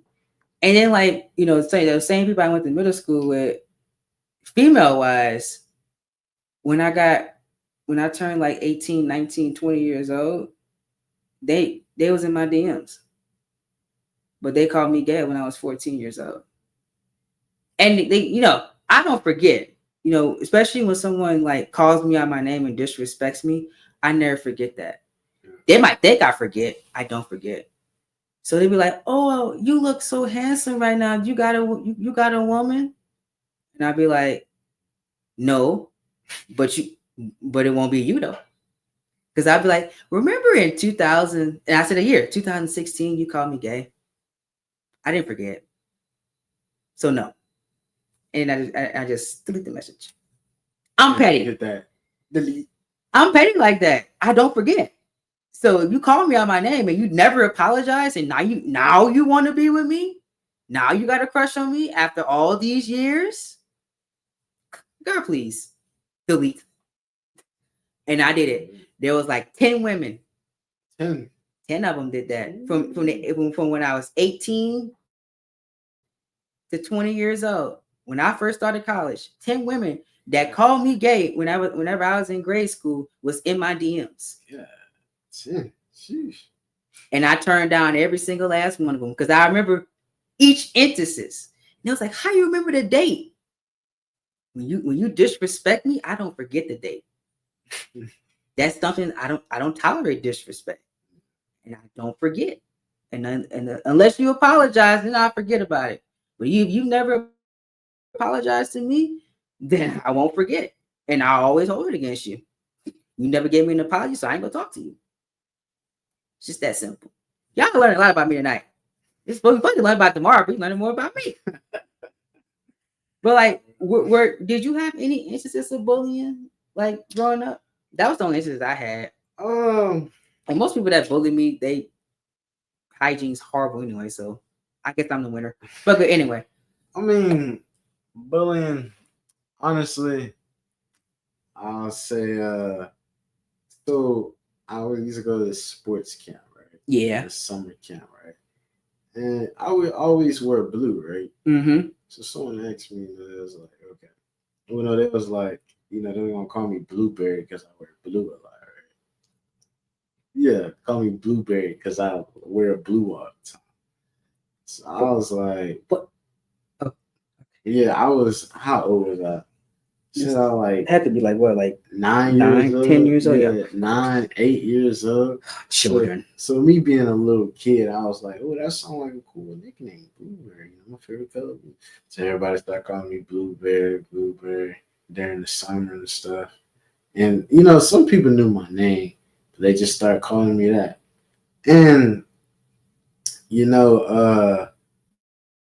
remember I used to also go to this other camp or whatever, and they would call me that too, and I would be like, hey, chill out, you already know my name Demar, this and that, and they'll stop, but you always had some people where they wouldn't stop. I wasn't trying to hit nobody, get no fights, because as soon as you get in a fight, then you get kicked out, this and that, you know what I'm saying? So, but like during school though, I didn't really get called no nicknames. I didn't really get bullied like in elementary or junior high. All right, in junior high, okay. So in junior high, that's probably where most people got bullied. Junior high, I hurt my hamstring, right? Yeah. So, bro, when I hurt my hamstring, basically when I would run weird because my hamstring was hurt, right? Oh, yeah. Okay. So you remember when they used to be like, you remember crackhead Bobby? Yo, bro, they used to call me that, bro. They used to call me they used to call me Oh, that. that's messed up. Yeah, Oh my that's God. crazy. Yeah, because my leg was all messed up and running and stuff like that. So, and at the end of the day, I think it was one or maybe two people that actually called me that, but they didn't call it repetitively because they knew I didn't like that. They knew that I don't play like that. You know what I'm saying? Mm-hmm. So, but it was like, I guess it was every now and then they would clown, think it's funny and say this and that, but they knew that I'm not going to be called that. You're going to call me by my name. So for the most part, they called me by my name. That was only because I had that injury like my 7th grade year. Now, once 8th grade year, once it got better, I was running right, Yeah. And I felt like, honestly, I was cool with a good bit of people from school only because I was good at football. I felt like, well, yeah, when you're an athlete, you have different privileges. So that's probably why but you got to be good also. Well, yeah, you got to be good. Because if you trash, they're gonna shit on you. Yeah. So it's like it's the caveat. Yeah, so it's like since I was good at football and I was cool or whatever, that's how I was just getting cool with people, and I felt like if it wasn't for football, people weren't gonna take me serious or this and that because I was just always just a nice, kind person. You know what I'm saying? And ain't gonna lie, middle school, like ain't gonna lie, like I had some females that liked me, but like I ain't really just like. I didn't really just see nobody. I just wanted to like be with him in school. I didn't date in middle school. I dated in high school. Like I said, like after middle school, those like gay jokes stopped after I had my first girlfriend. Yeah, because I had my first girlfriend in high school, 9th grade, freshman year, first semester. We dated for 2 months, and then I had my second girlfriend. Then it only lasted 2 months. It only lasted 2 months, and then the second girl came. We dated in January. You know that one. Told you about that crazy chick. You know the one I'm talking about. Let's go here. Wait, yeah. You had dated her when in high school? Freshman year of second semester. We dated that entire second semester and broke it off at the end of I think a month before, or was it? Oh no, it was the summer before sophomore year. Yeah, we had broke it off that July. That's how long we did. We did it for a good bit. It was 6 months. That was my second girlfriend. And then the third one I had in high school, we dated junior and senior on and off, like 2 years. 2 years we was messing with each other. And the last one I had, was it? Hold on, I gotta count how many women it was. Dang. I only been in 5 relationships. Yeah, 5. Hold on, I'm gonna say names in my head. Yeah, no, yeah. If you, because I'm just counting the women, because a couple of them was like on and off for 2 years, so it's only been 5. 2 years. Yeah, so it's only been I've only dated 5 women in my life, like relationship wise, like we were together for 5 women. Now I've dated like countless women before that, but like relationship wise, it was 5. And I didn't get bullied in high school. No, I didn't either. After people found out I did YouTube, that stopped. And my YouTube channel started to blow up. So I just freestyle. I used to freestyle a lot in school. Like people know I could rap. Like I I used to like rap. Just find me a little beat, right? See, you have the perfect combination. You can rap and you good at football. That's the perfect combination right there. Ladies love that. Hey, good looks too, so. Well, yeah, that's the bonus too, Yeah, but the biggest part is good looks, loving the Lord. Loving the Lord, that's the biggest part. But hey, bonus is good looks, good hygiene, and a good personality. You'll always get a woman with that. Simple as that. Always get a woman, baby. We get the right one. Because I had my fair share of wrong ones. When Keith Sweat said there's a wrong way to love somebody, I was on that right side, that wrong side a lot. Yeah, I could be for hours telling all my stories of all the women. You got a lot of stories, bro. Crazy stories, bro. Like, it's been through the ringer, man. Been through the ringer. There's only been 5 of them. The crazy part. There's a couple other ones like we didn't get serious. Like you found out about that one today, which was very delusional. Ladies, if you're watching this, ladies, please, if you like someone, and please ask them for their intentions before y'all start talking. And don't switch up your mindset with them talking about that. They want something that they don't want. Because when you know their intentions, just putting that out there, fellas too. State your intentions when you first start talking to someone. Ask those important questions that you want answered. And she said that she was spiritual. That was crazy. That was the crazy part. It'd be like that. They say once you really give your life to Christ, the people who you thought had a relationship with God, you realize it's just like playing. It's just, yeah, she never. The crazy part is she never said she got baptized, so that never came out of her mouth in the 45 days I was talking to her. That was very interesting, and I mentioned that multiple times. Now looking back at it, it makes sense why she acted the way she acted. I don't even know if she is or not. Hey, and for y'all brothers, I can't show that. Yeah, you can show them. Yeah. If they want to scan it. Yeah, for y'all. For y'all that are watching, that go here. Yeah, for y'all brothers that's in here, that's watching, this the Brothers in Christ QR code right here. The Brothers in Christ QR code. Definitely go check it out. Fridays. Yeah. 9:30 or something. Hold on. Is it 9:30?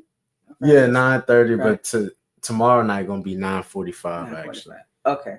But yeah. Definitely go check that out. Definitely go hop in, you know what I'm saying? Get that word in, and I'm very proud of you for creating that, man. That's a great thing. Yeah, me and Chad, man. Yeah, we was I remember really getting people especially men in Christ is very, very important. I know there's a lot of women are in Christ, but a lot of people that look like us. Yeah, it's hard to get some brothers. It's hard. I don't understand why it's so hard though. But today's world is just so different. They just be promoting all the negativity on us. That's why. Yeah. That's why it's so hard. Yeah. But because I'll be really ecstatic when I see a man that's really excited about Jesus. That excites me. Because he excited. I'm excited too. Right. Because there's not a lot of us, that are very spiritually close. But there's a lot of women that are. A lot of women are. It look like there's a lot of women, but I ain't finna say a lot of women because there's a whole lot of women that tends to look like they about that life. Well, so they claim. Yeah, I see a lot claim because you gotta think about it. It's hard for man. You walk into church, you seeing all these women, you trying to see which ones who really about it for it. Some people go for show. Yeah, they don't actually have a relationship. Yeah, so like you really don't know till you actually take the time, have a conversation with her. And it really don't take that long to really just catch on. You can find out the first time you meet someone Yeah, if they literally. have a relationship with Christ. You can look at their body language, Body language. demeanor, all that. Like I always mention God the first time I like have an interest in a woman and they like me. I mention God the first conversation. I do. I mention God, marriage, and kids, and I look at the body language. That tells me all right. And in those 45 minutes, I know if this woman wants me or not. You gotta hit them with that. You know Jesus, you love the Lord. You'll in 45 minutes, you'll know. You'll know if that person's for you or not. It works like a charm. It does. Yeah, I'll tell one of my friends, Raymond, I'll be like, shoot, if they ain't talking about Jesus, I don't want to talk. That's the kind of motto I have. Be like, if we ain't talking about Jesus, what we talking about? Simple as that. If Jesus does not come up in y'all conversation, what are y'all doing?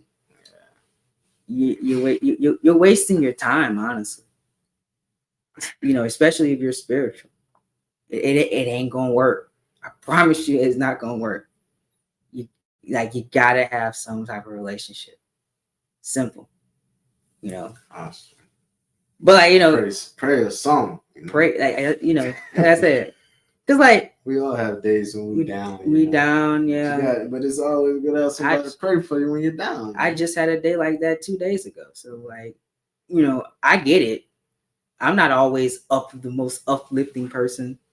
I have my down days. I have my upset days. I have my angry days where I don't want to talk to anybody, But, when you trust God, he going to see you through. He going to make sure that you have those great days and get everything that you're praying for. You just got to tell him what you want. And it'll happen. It might not happen when you want it to happen, but it'll happen when it's right. And I always tell him what I want, so. Isaiah chapter 60, verse 22. When the time is right, the Lord will make it happen. It's simple as that. Certain things that, y'all want to happen in your life hasn't happened because it's not the right time for it to happen. It's just that simple. Only God knows when things are going to happen, when it's the right time for you to see things, for you to be with somebody, or even do what you want to do. That's why you just praise him in the hall. Praise him while you waiting, while you going through it. Continue just to praise him. Be grateful for the good and the bad. Because without the bad, I ain't gonna know who God is, Because I always have that question of why God allowed bad things to happen. If he all this and that. Think about it, bad things ain't happen. How would you know how good God is? How would you understand the power? Bad things happen so you can turn to him. Exactly. It's called tests. It's called trials and tribulations for that reason. Everybody has them. Trials and tribulations. If it's just nothing but positivity and good things, then you'll never go to him. You'll never trust him. Yeah, you would think that you don't need him. You don't, and that's how some people are. They go shut out the bed. You don't need him. Some told me that's the people that I know ain't spiritual. Some told me. No, ain't nothing. Ain't nothing. Something told you. It was the Lord that told you don't go. That's what it was. Some told me not to do this. Like, who do you think told you? Some told me not to go to that party. Go to that club. Go on that date with old girl. Girl, yeah. My mind was telling me don't do that, and I listen. I just be looking when people say that. I be like, okay, yeah, they're not spiritual. Like I said, you know. That song, you go like, telling you no. Oh my God. The Lord telling you no, don't do that. And trust me, I listen. When somebody asks me to go somewhere, I always ask guys, do I need to be there? Yeah, do you need to go with that person? Do I need to go with that person? Is this right? And sometimes he tell me no, stay exactly where you at. And you know what I do? I be in my bed. You gotta hit that U-turn and turn right back. Mm-hmm. Happened plenty of times. He kept me from a lot of things, and I'm forever grateful for it. Oh, we're having plenty of things. Oh yeah, in college, you know. Well, you know, I ain't really just hang. Well, yeah, you haven't been out a lot. You like yeah, I'll be out with some, but not like that. Yeah, like you know, I in my experience, like I've been kept from a lot of stuff because I didn't go. And I'm forever grateful for it. I don't even be going on dates with girls, bro. I don't even do that. Like, I'll say the only girls I went on a date was like the relationships I actually like had. That was it. I don't even be dating. To be honest, I think, you know, I'm gonna switch it up next time. Our first date we're gonna read the Bible. Take her to church. Take her to church. See how she act in church. See, one of my friends did that with this man she was talking to. She invited him to church, and he never showed up. So you know what she did? Never texted him back. She tested him and asked him, "Hey, I want you to come to church with me this Sunday." And he was like, "Okay, I'll be there." Dang, wow. So she was there waiting on him to show up. He never showed up. So at that point, she knew that person wasn't for him, for her. Yep. That's a very interesting test that a woman did on a man. Now all issues how all my issues started, it never really started like that. You know, we didn't do Bible dates or anything. No, you know, they were spiritual. All of the women I dated were spiritual, but they never went to my. Oh, hold on. I went to one of their churches. They didn't go to my church, but I went to one of their churches though. But we didn't start out like that though. So that you know, honest Demar, I think that's the best way to test them. Tell them that the first date we're gonna read the Bible and see what her reaction gonna be. Or tell her, I want you to go to my church. Test them and see what they say. Because if they really for the Lord, then they'll be like, yeah, let's go read the Bible and go. They'll be excited. They'll be excited. They'll be like, asking me to go to the church. Or he wants to read the Bible and do a picnic. That's one of the dates I'm doing. The next woman that's interested in me, I'm serious. Because I gotta know. I have to know. And I'll find out early based on her answer. Because a date don't always have to be let's go eat out. Let's go to the movies. You know, that's fun dates. What about our spiritual dates? How you feel spiritually about us? Would you read the Bible with me? That's a good test for me. Would you read the Bible with me? If that girl tells me no, that she don't want to read the Bible with me, then I'm instantly going to stop texting you. You're on the block list. You're wasting my time. How long is your block list? My block list is pretty long. especially being a YouTuber. A whole list. Especially being a YouTuber, you get some strange messages sometimes. You know, like I said, I don't want to repeat this on camera, but I've had some women that have asked for some strange things, have wanted me to do some strange things. Freaky women, very freaks. You know, I thought back then I was freaky, but my God, y'all women different. It is. There's something that I can't say on this camera because you know it was bad.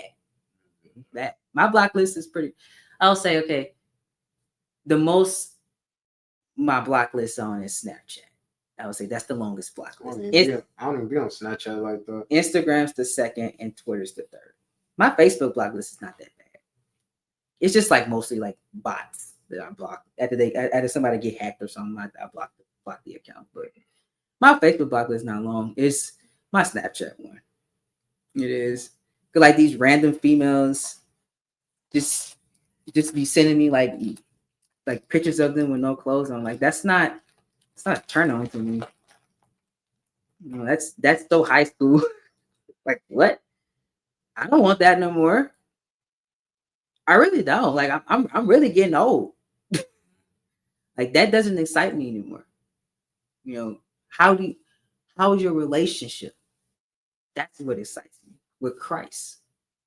What's your goals? You know, yes, looking good and smelling good, absolutely. Yes, that is a requirement. But I want to know where your soul is. where's the soul? Because looking good and smelling good, that should be every day. I shouldn't have to tell you that. You know, I shouldn't have to tell you that that's a requirement that you need to keep your nails done and stuff like that. You know, That should come naturally. that should come naturally. You know, but spiritually, where you at? That's what I'm looking for, and that's why I'm single right now. And I'm not ashamed to say it. I really ain't. It'll happen when it happens. I wonder. I wonder you'll get married first. I I'm curious. I don't know. mean, it don't even matter. You know, I don't even know. I'll be there. I'm gonna be there though. Be at yours too. Yes, indeed. Man. So like, is you gonna cry at your way? More probably. You gonna be thinking about all the things you went through to get to your wife. Jesus, I ain't gonna lie. I'm gonna cry at the wedding. I might cry when I propose too. That's gonna be a big deal to me. A huge deal. Huge blessing. You went through all that. Yeah, literally, I went through hell. Y'all don't even know the half of it. It was hell. Some of the people that I dated and met, it was wild. So like saying that, okay, this gonna be my wife, or I'm this about to be my fiance. Yeah, I'm gonna be emotional as hell, and I probably will cry. I'm not a cry. I don't cry that much, no. But I probably will cry those 2 days. That's a big step. You know, getting down on that knee and walking down that aisle. Not everybody get that chance. And like, you know, when it does happen, that's a blessing. It really is. To say that, man, I found my lifetime partner. Not everybody can say that. There's people that's still looking in their 40s and 50s right now. Still haven't found it. Yeah, some in their 60s. Some in their 60s too. You know, I've noticed that like a lot of older women are regretting passing up on men like us whenever they was in their 20s. Men like us that just was about belief in God, their goals, and working on their money, and like wanting a woman to like add to that.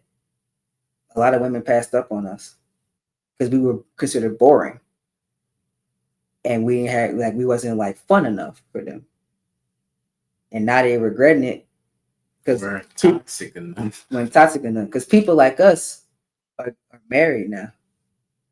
When we're like in our 30s, and they regret passing up on us. I've seen that a lot. I have seen that a lot. You know, I feel bad whenever like they realize it in their late 30s, early 40s. Like, dang, I really passed up on this good man when I was 25, and now I can't find him again. They gone. They gone. Like they don't come back. They don't. It's hard to find again, and if you find it again, you better keep it. You better keep it. Because people like us too, we're rare. We are rare. The gems in the world. There's not a lot of people like us. You'll find a lot more of the average stereotype than us. and be like, oh, he's too nice. He's trying to be too godly. This and that. He's too. I got this. He's too respectful. Yeah, like at the end of the day, I'm just trying to live for God. You feel me? So like, you know what I'm saying? I just want what God wants for me. You know, and just waiting on my woman. You know what I'm saying? Why does he speak intelligent? Does he think he better than me? I've gotten these comments, y'all. Yeah. Crazy. You know, he always speaks like he's so spiritual. Okay. like that's supposed to offend me. Like, I'm supposed to be offended by that. Actually, that's a compliment. That's a great compliment to me. Great compliment. Actually, That's something I'm working on. I'm still working on that. There's some days I don't be speaking like that. I don't. I have my days. Everybody has their days, for real. You know. But that's what makes us human, and that's why God exists. To comfort us on those days. It's just that simple. It is just that simple. Very, very, very, very crazy, man. This life right now. But yeah. In the future, he would say, what can I say? Life is good. But I'd be like, nah, God is good. Without God, it wouldn't be no life. Yeah, life wouldn't be good without God. Yep. God made life good. And I'm forever grateful for it. I really am. Like, I've had a really good month. You know, even though it's been like trials and tribulations so far in 2025, you know, I've been tested a lot. You know, from like being shown that you don't deserve to be at a place, and how it showed was very interesting to me. Because I only worked at my internship for 2 months. And I left my internship about 3 weeks ago. Because the Lord showed me that's not somewhere I need to be at. Because there were certain people that at that job I had that were very jealous of me and did not want to see me succeed. And they did everything in their power to get rid of me. That's what I was shown in the vision. So I left. I did. I left and I haven't looked back. Because I can tell when somebody don't want to see me succeed. It's not that hard to pick up on. And when I seen that, I was like, yeah, it's not a place I need to be. Because you're gonna mess up my emotion. Yeah, you know, I made some pretty good money at that internship. I had great experience. I'm not gonna take it away. And there were some great people at that place. But there was a select crowd that did not want me to be there. So the Lord told me leave. And I left. That happened in 2025. At the same time, like I had crazy stuff happen. Like a lot of blessings came my way too. So it's been up and down so far. And we're like only like 2 months, like 2 months in. Like next week I'm gonna be 3 months into the year next week, which is crazy. And so much has happened this year already in 3 months. But that's just how the way God moves. And I love that. I really do. I really do. So Demar, a couple more questions. What's your plans post graduation? What you gonna do? After graduation? Yeah. Well, I know that of course, I'm still gonna be a big part of spreading the word, being a minister, big part of that. Mm-hmm. Of course, I'm gonna keep the Brothers in Christ group chat going. Of course, Yes, of course, you got to keep it going, man. I still want to play ball. Still want to play ball. That's still one of my goals. Mm-hmm. Also, still want to be a reporter. be a reporter, ask the athletes questions, stuff like that. You know. Okay. I also say in my music, yeah, I definitely want that to be up too. I definitely want my Christian rap music to be up, you know. Have it, posted and stuff, and also like, I mean about that, yeah, by that time, yeah, it should be like, yeah, some songs should be posted about that time. Yeah, Uh, definitely. I feel like you have a lot of avenues that the plan in the next couple of years is just gonna just be revealed to you, like where you need to put your focus at. You know, you don't see it yet, but it's coming. And I feel like something's gonna blow up. I don't know which one it's gonna be. It was something from the blood. One of them. Yeah, some. And then I always wanted to own a restaurant.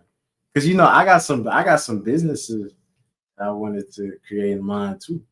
Oh yeah. Yeah, I got Me some. too. Cause I ain't gonna lie. At first, I wanted to be like a business major. Then I was like, I don't need to be a business major, do no business. I like that reporting and analyst, all that stuff about sports. So I'm gonna do sports communication. You can honestly teach yourself how to run a business through AI. Exactly. So I don't even need a business major. But yeah, I want to have my own restaurant, And I'm not gonna give it the name. I don't want nobody to take my name. Get that trademark first. Yeah. But I think that's great. Having that entrepreneurial mindset, working for yourself is a great feeling because that's what I want to do eventually. I want to work for myself and have my own company. Oh, and also I've been thinking about doing some poems. Oh, absolutely. I thought about poetry. I feel like I'll be good at it. Like I feel like, anytime I had assignments about poems and stuff, I feel like I did pretty well at it. And I've been thinking about poetry. And who knows, man, if I get too deep into it, I might just be able to do books for real. Be an author. I think that's a great avenue to have. Yeah, but like I say, I don't know. I just right now I've said poems. That is I do like actually doing poems because it's like poems and lyrics is like the same. You should write music. It's like the same. Yeah, it is. With your major, you have so many avenues, and that's what I love about it. Because a lot of people don't know that about communications. Because a lot of comm majors, it's not just talking. Like there's people that work behind the scenes. They use this communications degree to do journalism. They use it to go into the movie industry and go into film and television. That be on TV. That's what communications is used for too. Definitely. There's a lot of avenues you can use it for. Definitely use this platform to spread the word. Most importantly. Yes. Well, yeah. All things you do, you have to give it to Christ, of course. Because that's the reason why you're doing it. Yeah. Yeah, that's the amazing part. Just being able to spread it through the media, through the videos and stuff. Mm-hmm. That's the amazing part. Right. And social media is very big. Social media is very powerful, and you can change a lot of people's lives through social media. Depending on how you use it. Yep. There's a lot of people that do spread the word, and they were able to create a business out of it through social media. Instagram pays them, Facebook pays them to spread the word. So you can do whatever you desire through social media. Literally. Achieve your dreams through social media because there's so much money to be made on the internet. And y'all don't even realize that. Y'all arguing about 50-50. Y'all arguing about what a man and a woman is supposed to do. You could be looking and researching into making money off these apps. Because you can. Every day, people are making 6 figures off these apps. So create your own app. Create your own app. I don't want to tell my plan, but that's in the cuffs too. You plan on creating your own app? Yes. I have my own business, I have my own app. I'm going into app development and web development. So, I'm going to have multiple streams of income because what I realized is a job can get rid of you like that and have you replaced by tomorrow. So what you gonna do if you don't have It a could job? be replaced by a robot. It could be The replaced way by they got these robots. shoot, they might replace you less than an hour and bring send me the robot in. That's just the harsh reality of the world we live in. So you have to create your own. You have to do your own stuff. You have to have multiple ways to make money. You can't depend on people to make money. Nope. I make money through podcasting, YouTube, social media, because I'm a social media manager as well. And I make money through tech. I make money in 4 ways. And a secret fit where I can't discuss on camera. But and he's just getting started for it already. 4 ways. 4 ways, and I've been doing this for 9 years. Yes. Oh, never mind. My bad. Not well. It's 8.5. Like just Yeah. Well, in age wise, I'm just just getting paid. I've only the first time I got paid from YouTube was in 2021. That was my first check from YouTube. And I was I was on YouTube at that point almost 5 years. So it took a long time to get monetized and paid from YouTube. But I have 4 ways of making money. It's actually 5, but I can't just talk about the one of them on camera. But I have 5 ways of making money already. And I don't have a full-time job yet. So, but that's just my way of not depending on the job. If I don't like that job, I'm gonna leave for my mental health, for my physical health, make sure I'm healthy. You're not gonna stress me out. And I'm gonna still have ways to make money and to sustain my way of living. You know, I have backup plans on top of backup plans. Me, you got to in this economy. You know, I don't want to get too political here, but I'll be honest, y'all. I don't give a damn who in office. I really don't. You know, my office is with Jesus. That's it. Amen to that.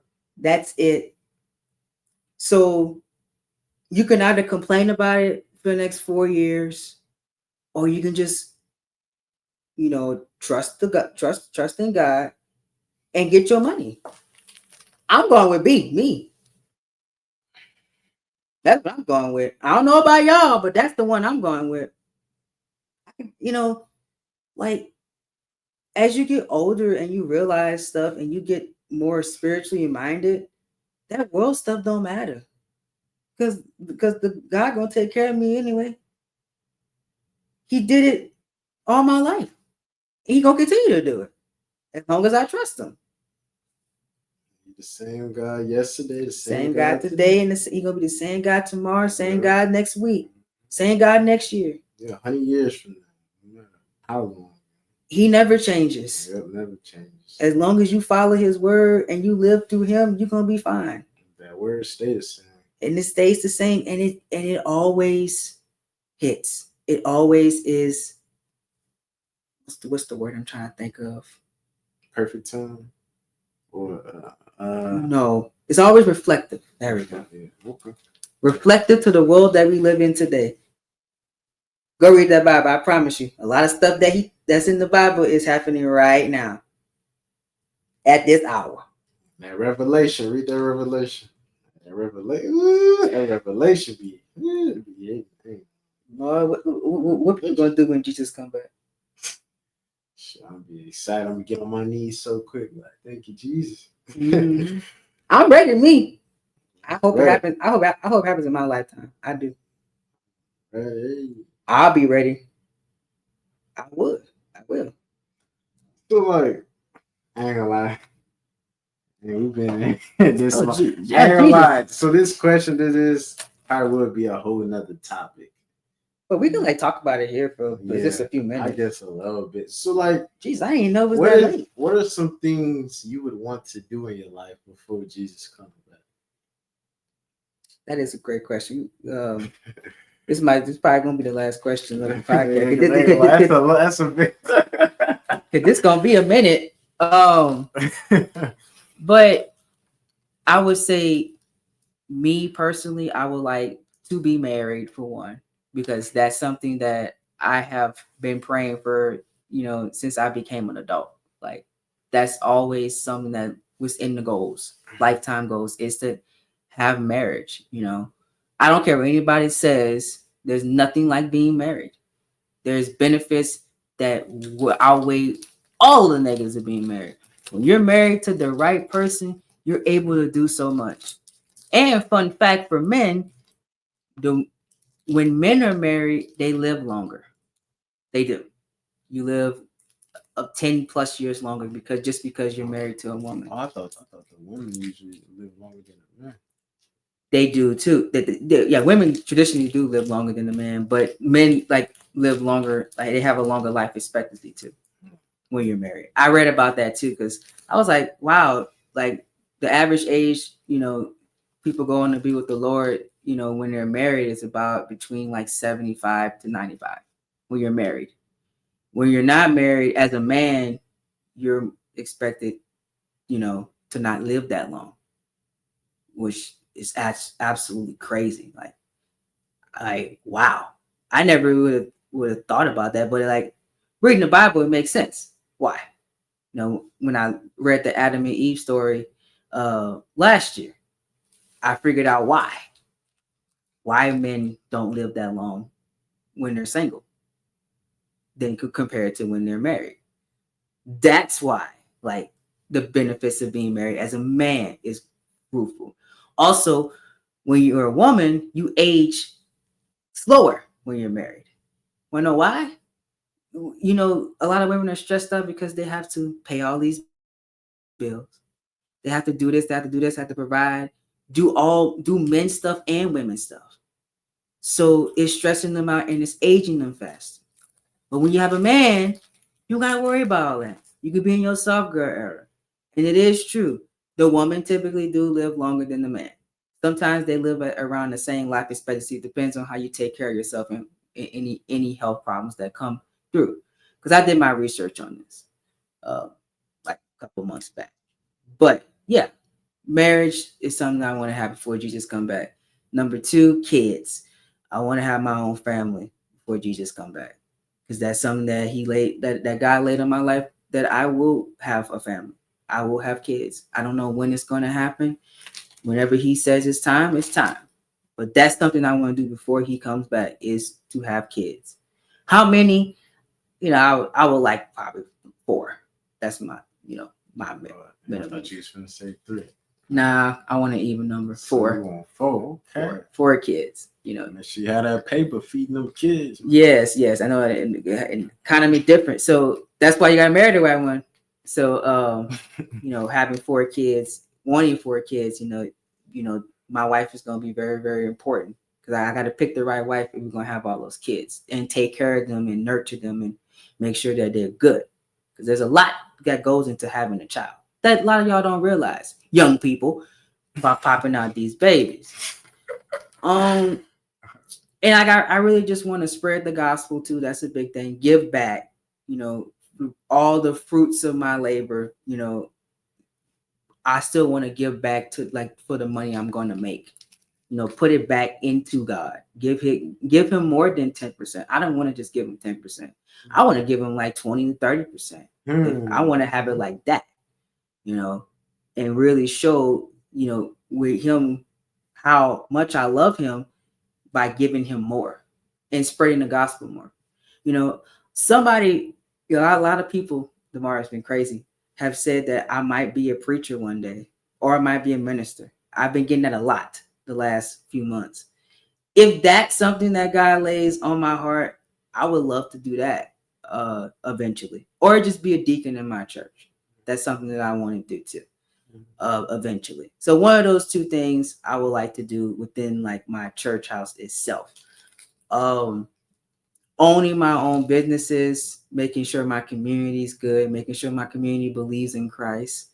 Everyone around me believes in Christ. That's something that I want to, like, make sure I have, like, all my circles going to have some belief in God, because they do now. Everybody that I'm cool with, everybody that I associate with, believes in Christ, and they go to church. So I want to make sure that stays like that, because it keeps, I trust being around them, because, like, I'm not saying like, not having a strong, but it doesn't have to be a strong belief like I do, because I grew up in church, but like having some sort of belief really matters to me, and that's the people like I like to be around the most. Now I don't be around people that believe in God every day, because you're not going to be around. It's not going to happen. But no, I can control my friends though, so you know who I associate with, who I let in my life, they'll have some sort of belief. So yeah, I'm trying to figure out what else off the top of my head. Did I say businesses? Yeah, own my own businesses, owning my own tech company. Really turning this YouTube into a business as well. That's something I want to do as well, and be able to benefit and make income off of it, where I can also give it back. Because at the end of the day, you got to give back to get more. So I give back in different ways than everybody else. Through the church is one of them, but I give back through my knowledge and putting people on and helping people in the real world. But I don't brag about it. I never do. I help people every day that most people have no idea I do that. Only Jesus knows. There was this instance last year where someone that I knew was homeless, and I let them stay in my dorm for a week. I never told anybody about that because it wasn't their business. He was able to find some place to go, got an apartment a week later, because we really prayed about it, and he found something in less than a week. Never said any names, never bragged about it on social media. That's not something I do. I help people in ways like that, taking them in, especially when they have a strong belief in Christ, and helping them out. And I was able to get blessed by doing that in many, many different ways throughout 2024. Because I took that step. So that's other stuff I want to do as well, before Jesus come back. But that's just the ones on the top of my head. There's probably plenty more. Like definitely travel a lot more. See the world. See give back. Like the main thing really is to give back mostly in many, many different ways. And like personal and like academic goals, I want to be doctor before he comes back. I don't know. That's just you got your doctor's degree. That's just something that's been put on my mind to get. Doctors, yeah, big doctor. So I want to be doctor before he comes back. Other than that, that's the biggest things I want to do before Jesus comes back. What about you? Me, of course, I definitely want to do, as much as I can for the kingdom, before he gets back. Yes. Sure. Reach as many souls and bring as many souls as I can to the kingdom. Of course, I definitely want to be married. Definitely want to have my wife. Definitely want to have my kids, my family. Definitely want to experience that. Definitely want to experience, playing ball again. Definitely want to experience just, being that leader, and just like, also, finally reaching those goals as, I'm finally doing it, man. You waking up in an expensive home and you like, man, God did it. God did it, he did it, and it's like, finally made it, and want to be able to have these businesses that I'm doing and have my music out there finally, and yes, Lord, be able just to do those things and reach my goals and be able to have the money. And I also want to help out the community, bro. Like I always be thinking about the homeless people, the homeless shelters and stuff, people out there on the streets. Like, it's cold outside, it's freezing. So you got some people who don't even got a roof over their head, and like it breaks my heart that I can't do nothing right now for that stuff like how I want to, because of the lack of funds. But like if I'm blessed with the funds, that's not happening on my watch. I'm like, man, I want God to bless me enough to where I can spread the money. just spread it. You Just know spread what I'm it. saying? Just spread it around. You know what I'm saying? That's how, like, you know, how much money I want. That's how I wanted To to. just bless other people, you know what I'm saying? Bless the people in the hospitals and stuff that's sick, you know? Because it's crazy. I mean, we all know life ain't fair, but God is. God is, right. And you got people, you know, you ain't got enough money, you can't get your surgery done and none of that. You know, that's tough. That stuff breaks my heart. Yeah, so I think about those people and it's like I want to donate money to them, donate money to their families and stuff like that, and to the community and stuff. Cause I'm all about us. It ain't never about me. You know, it's all about us and just doing it for God, giving Him the glory. You know, because at the end of the day, like that's how you get blessed. Yeah. A lot of people wondering, like, why am I not getting blessed? Why is it taking so long to get blessed? Because you're not doing it God's way. You got to give back. And like, let me say this before we get off. Giving back is not just through money. I'm gonna let that sit for a second. Because a lot of people think that giving back is just it's monetary. It's money. No. There's plenty of different ways you can give back through your knowledge, teaching people about the life lessons that you have so they don't make the same mistakes that you make. A lot of people don't realize that you can influence a young person's life just by telling them that what you went through and giving them advice on how to chase their dreams. Testimony is power in the testimony. I've done that multiple times with a lot of people on this campus, and I've changed their life. And for the better, just because I gave them advice. Like advice goes a long way. That's an example of giving back. You know, when I didn't have all the money in the world, I still gave back in different ways. You know, and when the money comes, I'm gonna do more. It's just that simple. You know, that's how you get blessed. Doing things like that and being about God. It's just that simple. Words have power, man. That tongue got power. You either speaking life. Yes, indeed. Yes, indeed. The tongue does have power. Because, like, I always speak life over all my friends. Because they speak life over me. You know, people say, oh, you know, some people got crazy radical dreams. Well, you got to have radical faith. Awesome. I have faith that everything that Demar just said gonna come true. It will. Everything that he wants to do in life will come true. I don't know when it's gonna come true. I don't know how it's gonna come true, but it will happen. Because God will make it happen because he has faith and he's gonna trust in the Lord at all times. And everything that he wants to do will happen. It might not happen when he wanted to happen, but it will happen. Because he believes that it will. That's the key word. Believing and putting in the work too. You can't just ask. You got to put in some work at the end of it too. Yep. That's how it is. Like that's how you become blessed. By doing those things. You know. Just being grateful for the little things, you know. Absolutely. There's a lot of people that just not even grateful just for waking up. There's some people that wish they can just breathe on their own and they can't. You know? Because somebody had plans today that didn't make it. Somebody had plans tomorrow that didn't make it today. They make it today. There's somebody that planned on going to work or going to see their child event that didn't even get up out the bed today.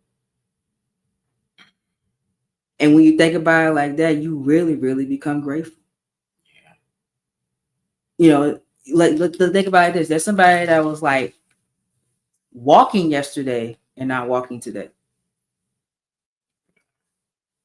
And you doing that every day. And you still complaining. Like, never complain about it. Like the food be crazy. I ain't gonna lie though, we do find ourselves complaining about food, but it's like you gotta think about some people don't even got no food to eat. Don't even got no food, bro. Yeah. You know, we over here trying to eat lavish. You know, like I get it. I get it. Honesty is the best policy. So that yes, if they ask me for a food review, I'm gonna be honest. You know, but I'm thankful that they're able to feed me. Yeah, where phone in my stomach is better than nothing. Nothing, right? Where I'm able to like say, okay, I'm not going to bed hungry tonight. You know, that's a blessing because certain people go to bed hungry. Some people don't even know when the next meal will come. So I appreciate it. But yes, if somebody asks me how can you do better, I ain't gonna lie to them. I'm gonna tell you how you can do better. Yeah. Because honesty is the best policy. The truth will set you free. But that don't mean I'm grateful for what you're doing. Indeed. You know, absolutely I'm grateful for what you're doing. Yep. But man, this was good. I almost hit 3. I cannot believe that we went that long. But yeah, man, this one got really, really spiritual. This is probably one of the most spiritual episodes I've had on these interviews. This is the most spiritual person I've interviewed up to this point. So I loved it. I figured it was going to go this way anyway, just based on our conversations off the screen. So it went exactly how I wanted it, and all my questions got answered. I don't have anything else. See, with Demar, we're not gonna do that little fan question thing because y'all are absolutely crazy. So we're just gonna skip that part for this episode. But if y'all did enjoy this episode of the Train Talks podcast and the Coletrain interviews, I want you all to do a few things for me. I need you to hit this like button, subscribe down below. Now, this one will be going on the Sean Train Productions as we are trying to push the Sean Train Productions to 1,000 subscribers by the end of the year. So please, if you haven't subscribed and you're from the Coletrain channel, please subscribe to the Sean Train Productions. We're almost to, as of this recording, 500 subscribers. From now on, all Coletrain interviews will be on the Sean Train Productions as we're shifting marketing and trying to get more engagement on this channel to build it up. So that's why, like, you know, you haven't seen an interview on the main channel is because we're trying to get the second channel built up. So tell your friends about that. Tell them hit that subscribe button over here if you want to continue with our interviews. Also, be sure to follow me on all of my social medias. Don't be weird because the block button is my favorite button. You can follow me on Instagram at Coletrain 2018. You can follow me on Twitter. Yeah, y'all are strange on that app at CTP underscore 2025. I still use Snapchat from time to time. You can add me on Snap at Coletrain 2017. But the best way to get in contact with me, at least through YouTube wise, is through Discord. Please be sure to add me at Coletrain CTP and join our CTP Discord. That is where you get all updates on Coletrain interviews, Train Talks podcast, Universe Mode content, WWE content, AEW content, etc. Everything dealing with the Coletrain channel is updated in that Discord, including behind the scenes peeks of upcoming episodes of all of our content here. If you want to be so inclined and you want to support the Coletrain channel in many different ways, we have 2 ways to do that. You can become a channel member for as low as $1.99 a month. That money goes towards paying our producers, paying our graphic designers, paying our editors, everybody that make this thing go. And that money is also invested in technology to make our videos better. So consider becoming a channel member. Or you can join our Patreon account. That Patreon is at Coletrain CTP. The Patreon is another way to give to the Coletrain channel. You have exclusive videos, exclusive Q&As, questions that I normally don't answer on YouTube. I will answer there. And you also get personalized requests for any videos that you see fit, including starting into late in summer and fall of 2025, you'll get to suggest some universe mode matches for as little as $4.99 a month. So if you want to do any of those things to support us monetization wise, absolutely do those things. I've also been asked that some people want to send me money via Cash App. You sure can do that. My Cash App is Coletrain 27. I think it's Coletrain 27. I'll put my Cash App in the description down below. But if you absolutely want to support us through Cash App, you absolutely can do that. Again, all those funds will go towards the YouTube. I have a separate YouTube account that we have saved up for all YouTube things. So that's where that money is going to go. That's my dribble. If I missed any social media, it'll be in the description down below. Demar, before we wrap up, do you want to promote any social media, even though you barely post on there? But do you want to promote any social media that you do have? I'm gonna say if you want to follow my Instagram, It will be linked. Yeah, if you want to follow my Instagram, just you know what I'm saying, follow me. If you got any questions about the Brothers in Christ group chat, or if you got any questions about God or Jesus, you are more than likely to DM me. But if it ain't about Jesus, then don't even bother. I'm just letting you know right now. But also don't forget about the Brothers in Christ QR code, brothers. If y'all serious about it, if you want to learn more about the word and stuff like that. And that's all I gotta say. That will also be linked in the description down below. That's all we got. So yeah, hope y'all enjoyed this long podcast. While you're listening to this, you can listen to it on a Sunday, honestly. Did you play us on a Sunday? That would be great, right? This one was all about Jesus anyway. You can listen to us on a Sunday, listen to us while you clean up your room.